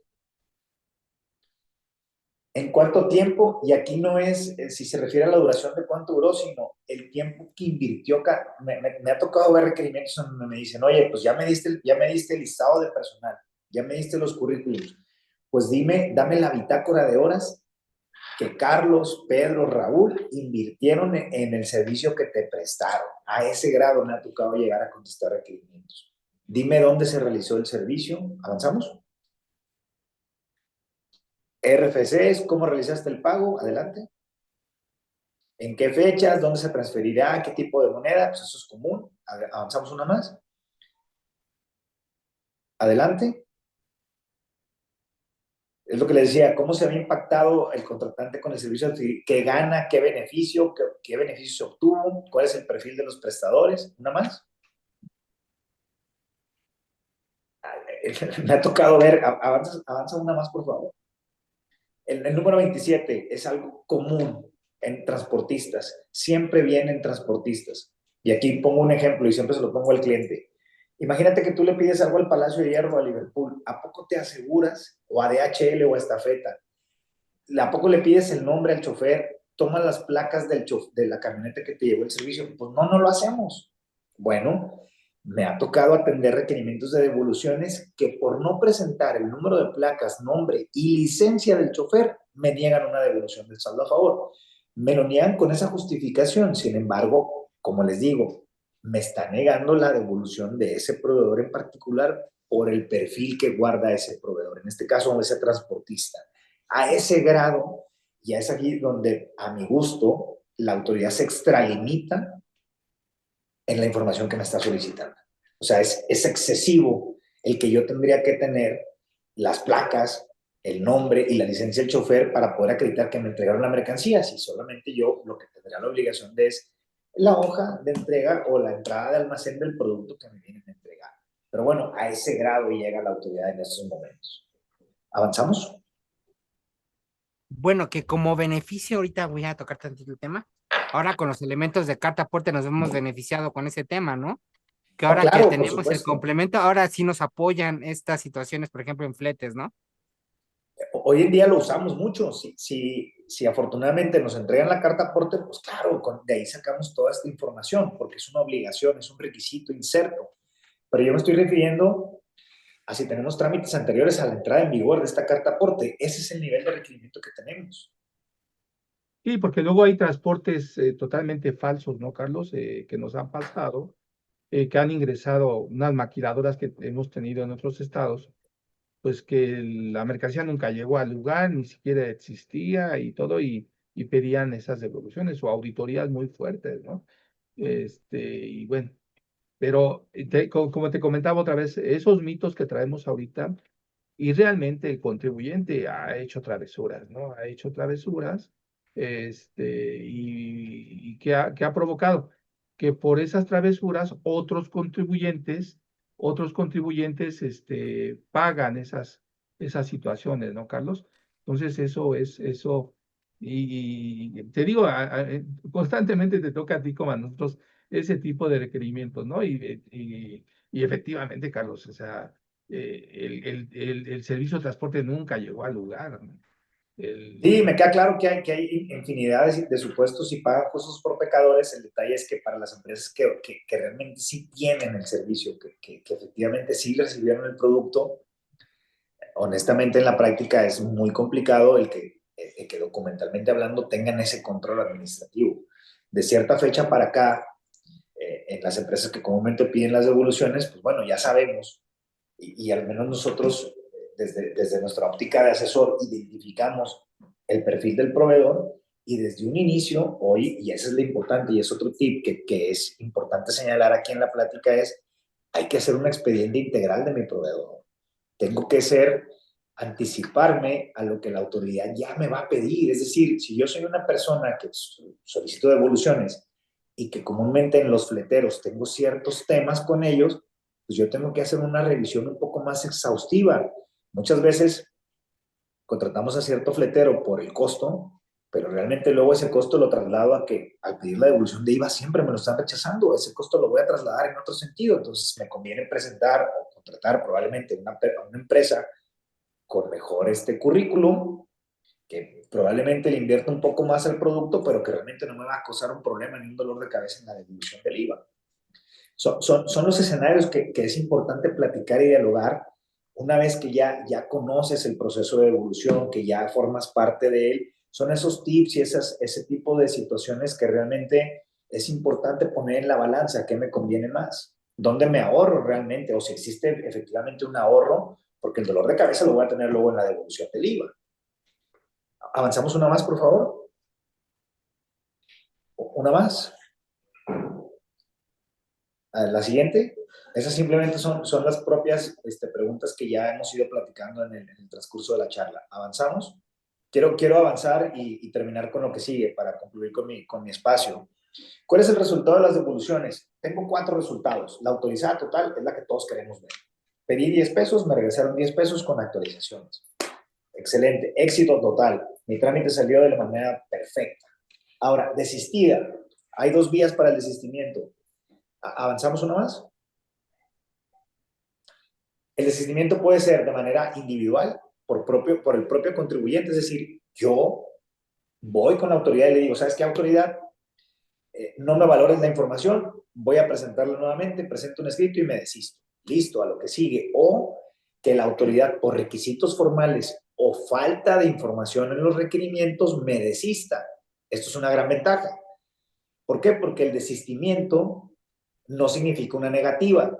Es decir, el desistimiento me da la oportunidad de que yo pueda ir y presentar las veces que sean necesarias, mientras no pasan los 5 años, la solicitud de devolución. ¿Qué pasa? Una más. Avanzamos. ¿Qué pasa si la autoridad me niega o me devuelve parcialmente la devolución? Esto se encuentra en el artículo 22. La solicitud se considera negada por la parte que no sea devuelta. Esto es muy importante. Es decir, si yo pido 50 pesos de saldo a favor y la autoridad me regresa 40, esos 10 pesos que no me regresó se entienden negados. No los puedo acreditar y no los puedo volver a solicitar en devolución. Para esa devolución parcial tendré aquí un medio de defensa que ahorita el licenciado Pedro les va a dar todos los puntos finos en ese sentido. La autoridad debe fundar y motivar las causas que sustenten esa negativa. ¿Avanzamos una más? Si la autoridad no autoriza, es decir, yo pedí 50 pesos y me dice, ¿sabes qué? No cumpliste con requisitos, no me acreditaste que efectivamente recibiste el ingreso o que pagaste esos gastos o los gastos no son necesarios para tu objeto social, me niega la devolución, ese saldo a favor se encuentra, es decir, no lo puedo obtener ni en acreditamiento y necesariamente pues la devolución está negada. Que tengo que ir a un medio de defensa en donde yo pueda, con argumentos técnicos legales, decirle a una autoridad administrativa en recurso o a un tribunal en la etapa judicial o administrativa judicial, el que tengo el derecho y tengo la necesidad de ese saldo a favor. ¿Una más? En caso de una devolución parcial, como les decía anteriormente, la autoridad te va a poner siempre un cuadro donde te dice, oye, pues tú me manifestaste esto, yo te determino esto. Esa negativa en el saldo se considera que el saldo está negado, como su palabra lo dice. Es decir, necesariamente tengo que ir a presentar un medio de defensa. ¿Una más? ¿Qué pasa con las devoluciones parciales? Como les decía anteriormente en los slides que vienen las preguntas. La mayor parte de esas devoluciones parciales derivan del perfil del riesgo de los proveedores, que ese perfil de riesgo no lo conozco yo como contribuyente, salvo que realmente esté seguro que fue una compra de factura y aún así estoy presentando la devolución, pues yo ya sé el riesgo que corro en ese sentido. El punto siguiente es simetría fiscal. Esa palabra no existe en el código y es una palabra que nunca te la van a sentar en una resolución, pero sí te lo va a decir el auditor. Es que el proveedor no me está pagando el IVA que tú le pagaste. Pues ese no es problema de nosotros. Yo tengo que acreditar efectivamente que el IVA está pagado y en la siguiente etapa, en la etapa del medio de defensa, me lo van a devolver sí o sí. Igual para el caso de deducciones no procedentes, es a criterio de la autoridad que es procedente y que no. Yo tengo la obligación de acreditar que ese gasto es estrictamente indispensable. O la otra, las diferencias en el valor de actos o en el pago del IVA acreditable. También es a criterio de la propia autoridad y es responsabilidad de nosotros como asesores el advincular las pruebas para poder acreditar que efectivamente tengo el derecho a ese saldo a favor. Con esto cierro mi participación.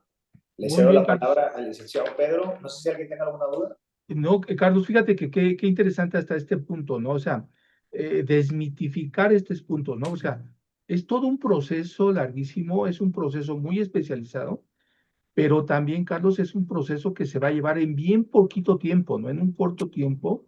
Y como tú les has dado ya recomendaciones a nuestros amigos que nos acompañan, el experto en el tema, el que conoce la materia de las devoluciones, va previendo desde antes qué me van a pedir, qué me van a solicitar, cómo armar el expediente, qué requisitos va a tener. Y como tú dices, esta situación de que yo no conozca la situación de mi cliente, pues a mí mi cliente me puede dar un excelente servicio y no paga las retenciones, ¿verdad? O puede ser un excelente servicio y tiene un problema ya de sellos cancelados o tiene un problema de auditoría, o tiene ese problemas. Entonces, ahí hay dos elementos que nosotros hacemos, Carlos, y que tú también haces. Uno es conociendo a tu cliente, ¿no? A ver, hazme el expediente de quiénes somos de tu cliente. Dos, y hacemos un compliance de nuestros proveedores, ¿no?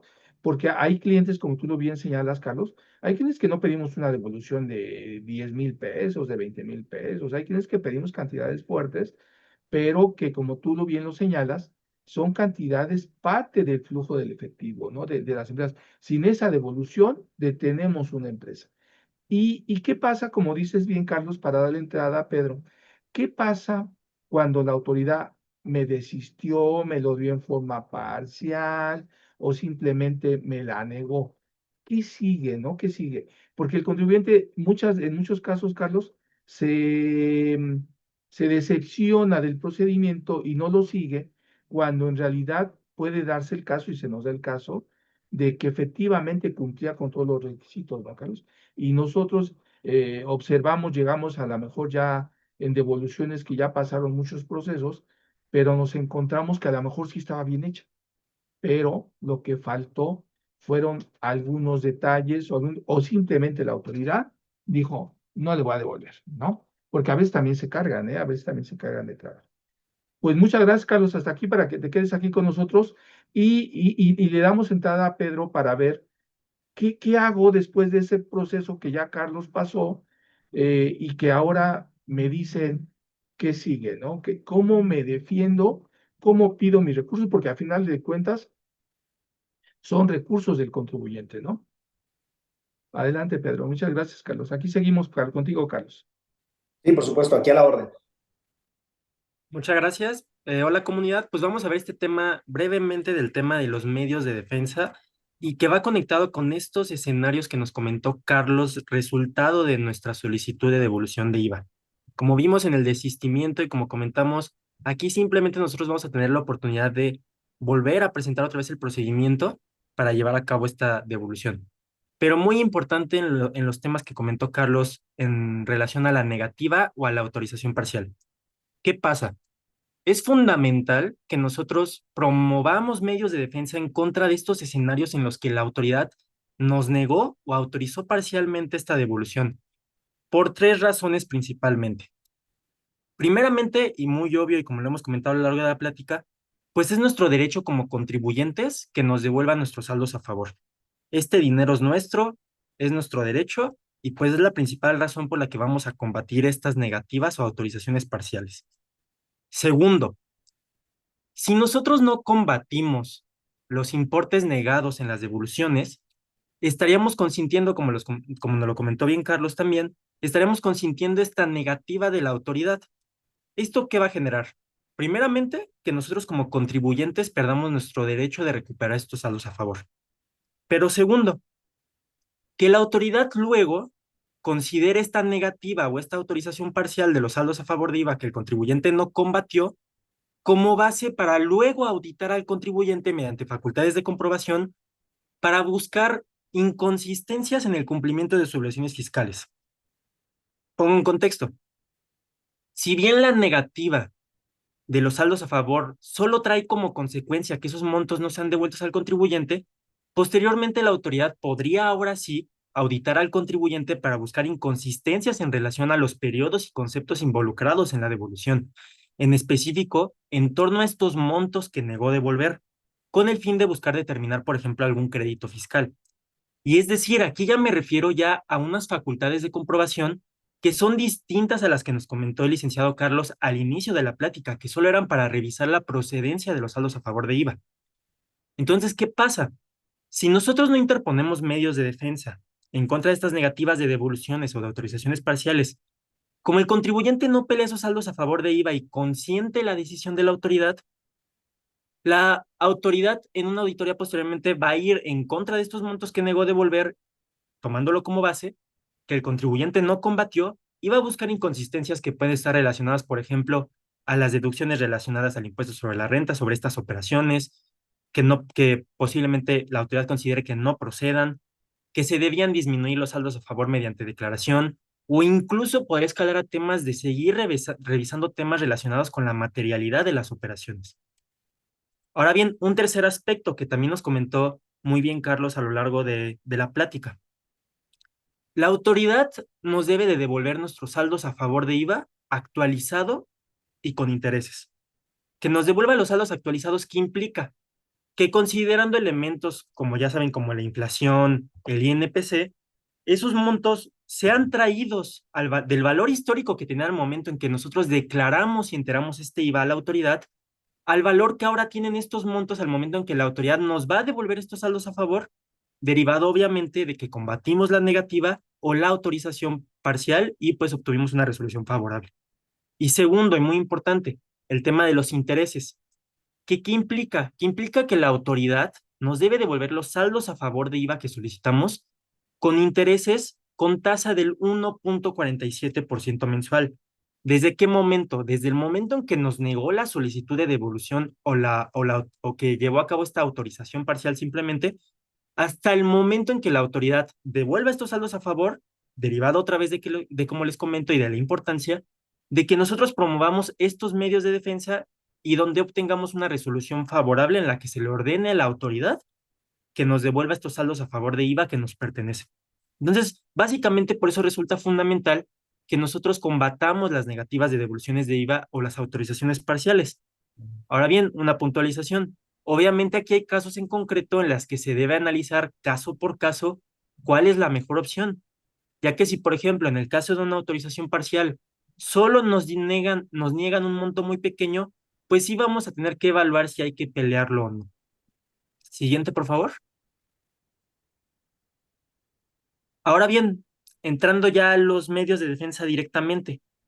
Una ventaja que tenemos en el contexto del combate de las negativas de devoluciones de IVA o de sus autorizaciones parciales es que no debemos garantizar porque no existe ningún crédito fiscal que la autoridad nos ha determinado. Muy importante, ahorita lo voy a retomar en el tema del juicio de nulidad. Pero, ¿cuáles son los medios de defensa que podemos accionar? Primero, el recurso de revocación, que como ustedes ya saben lo conoce el SAT. Vamos a hacer argumentos enfocados en demostrar la ilegalidad de esta negativa o devolución parcial. Se debe presentar 30 días después de que nos notifican esta negativa o autorización parcial. Y obviamente este recurso de revocación también, como saben, es un recurso que es optativo, que no es necesario que nosotros lo promovamos si queremos ir directamente ante el Tribunal Federal de Justicia Administrativa a través del juicio de nulidad. Pero ustedes se preguntarán, ¿por qué voy a accionar este medio de defensa? ¿Por qué voy a accionar el recurso de revocación? Como saben, como lo resuelve la propia autoridad, y lo más posible es que la propia autoridad confirme su negativa o su autorización parcial, la ventaja o razón por la que vamos a promover el recurso de revocación es que vamos a tener la oportunidad de aportar aún pruebas y documentaciones adicionales para probar que los saldos a favor de IVA son procedentes.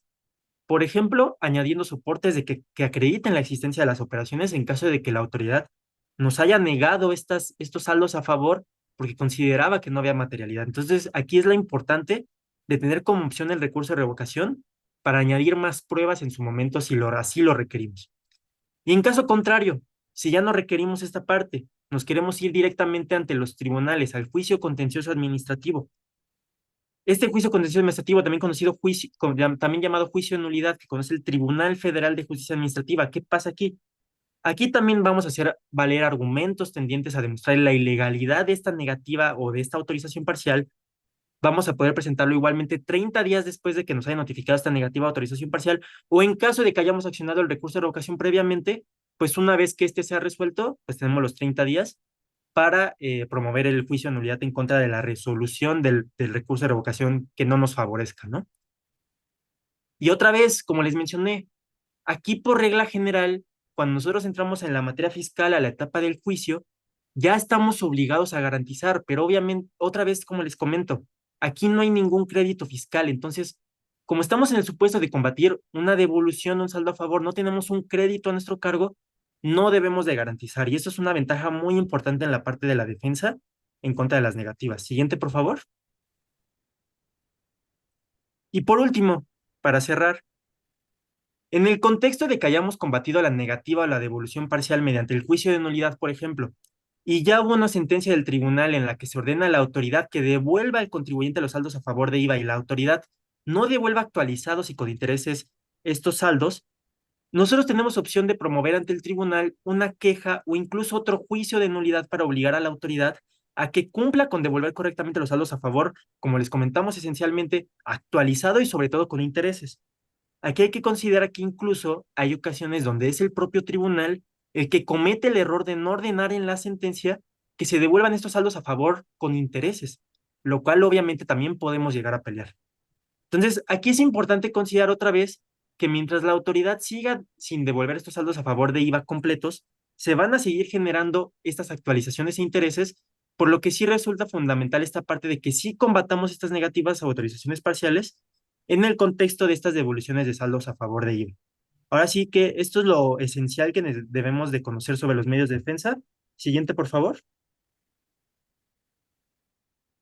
Y pues pasamos a conclusiones. No sé si aquí quieran comentar nuevamente algo el licenciado Carlos o ya pasar directamente aquí al cierre también, maestro Raúl. Como gusten, a la orden. Digo, al final, la única conclusión que quisiera platicarles yo de este lado es, la devolución es tu derecho. Si tienes ese saldo de IVA, es tu derecho presentar el trámite, es tu derecho el obtener ese saldo y quitémonos ese miedo, por así decirlo, de los contribuyentes de irlo a pedir. Realmente, si es un trámite tedioso, sí, sí lo es, pero al final es algo que Mira, es nos muy preguntan, sencillo poder obtener una vez que podamos conocer cómo es el proceso y que realmente conozcamos realmente también qué es lo que tenemos que presentar. Y para eso estamos aquí. El día de mañana, si ustedes necesitan algo en relación a la presentación de un trámite de devolución, con mucho gusto en lo que podamos apoyarlos, quedamos a sus órdenes. No me queda más que agradecer primeramente a la asociación por la invitación y también con mucho gusto al despacho 100% fiscal, que a los tres participantes, al contador Raúl, al ingeniero y contador Raúl y al licenciado Pedro por la invitación. Para mí ha sido un gusto y un honor el poder haber platicado con ustedes y espero que se hayan llevado un poco más de dudas, porque al final eso es lo que realmente quisiera o quise participar de ustedes, el que se llevaran más dudas de las devoluciones y que el día de mañana no le tengan miedo a presentar ese trámite. Muchísimas gracias. Y mira, Carlos, nos muchas preguntan gracias. en Ajá, el a chat ver, de dilo. a partir de qué cantidad de saldo a favor se puede solicitar la devolución de IVA, que en realidad es cualquier cantidad, más bien depende también tu flujo de dinero de esta necesidad. Ese es un primer punto en la que tú consideres que ya sabes que este flujo lo necesito. También otro punto importante es bueno, como decir, ver en qué sector caes, porque muchas veces si no siempre tienes saldo a favor, pues te conviene más compensarlo con el siguiente mes. Pero en el caso de empresas como lo que venimos mencionando, que constantemente tengan saldos y no lo puedan acreditar, ahora sí que es a partir de cualquier saldo que a ti te convenga recuperar de acuerdo a tu giro de negocio, porque entendemos que las magnitudes de dinero que se mueven son diferentes entre giros, pero eso no significa que se deba despreciar cualquier cantidad. No sé si tú tengas algún comentario, Carlos, referente a este punto. No, estimado, lo que mencionas es correcto. Sí.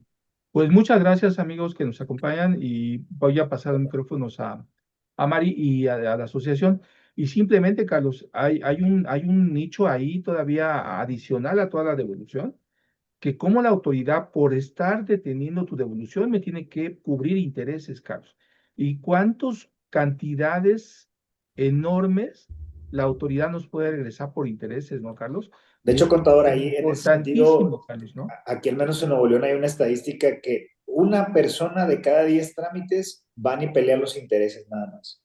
Fíjate Y nada son más. cantidades que realmente, digo, se los pongo así en contexto, muchas veces los intereses propiamente cubren los honorarios del asesor que te está ayudando, o sea, sobre el trámite. Es decir, son cantidades que realmente son representativas para las empresas y que realmente la autoridad no paga, y no paga desde mi óptica en un punto de vista ventajoso. ¿Por qué? Porque teniendo la obligación en ley, no lo realizan. Entonces es nuestro derecho ir por ello. Que a veces es desgastante, pues sí es desgastante, porque hay que desahogar un procedimiento, como decía Pedro, de un juicio, ir al tribunal a pelearlo, pero es un derecho que tenemos como contribuyentes. Exacto. Y es un recurso que, como si lo hubieras tú invertido en el banco, pues ahí tendrías ese interés, ¿no, Carlos? Es Definitivamente. súper importante. Pues muchísimas gracias, Carlos, muchísimas gracias, Raúl, muchísimas gracias, Pedro. Y voy a regresar los micrófonos a Mari, no sin antes decirles que aprovechen sus recursos. Es un dinero que tienen ahí guardaditos que les va a generar un interés, un recargo, una actualización, y que la autoridad, al tener nuestros recursos, pues nos tiene que reintegrar, ¿no? Mira, nada más, Y devolverlos, Raúl, perdón, con los elementos que la misma norma me señala, ¿no? Adelante, Raúl. sí, mira, nada más como última pregunta, nos comenta Juan Carlos, y eso lo ve importante señalar, nos señala. ¿Qué tan cierto es que cada administración desconcentrada cambia sus requerimientos por cada contribuyente? Ya que me ha tocado que es el mismo trámite y giro, pero solicitan cosas de más o cosas de menos. Digo, honestamente sí, cada autoridad tiene su manera de requerir, o sea, es real. Incluso no nos vayamos tan lejos a cada administración. Si bien sabemos que el proceso de devoluciones cae en diferentes mesas, hay una subadministración de devoluciones y compensaciones en cada una de las administraciones desconcentradas de auditoría fiscal. Y en esa subadministración hay N cantidad de personas, muchas veces, y es común que en una sola empresa, es decir, un mismo contribuyente que puede presentar diferentes meses, los requerimientos puedan variar de mes a mes. ¿Qué puede variar? La información que te requieren, la documentación. En un mes te piden ciertos proveedores, en otro mes otros. Eso depende básicamente del criterio de la persona que te está revisando. O sea, eso es real, sí es variable. No, incluso es variable en la misma administración. Exacto. Perfecto, ahora sí. Pues muchísimas gracias, Carlos, Raúl. Cualquier duda o aclaración, escríbenos en nuestras redes sociales. Somos 100% Fiscal. Asuntos fiscales, soluciones fiscales.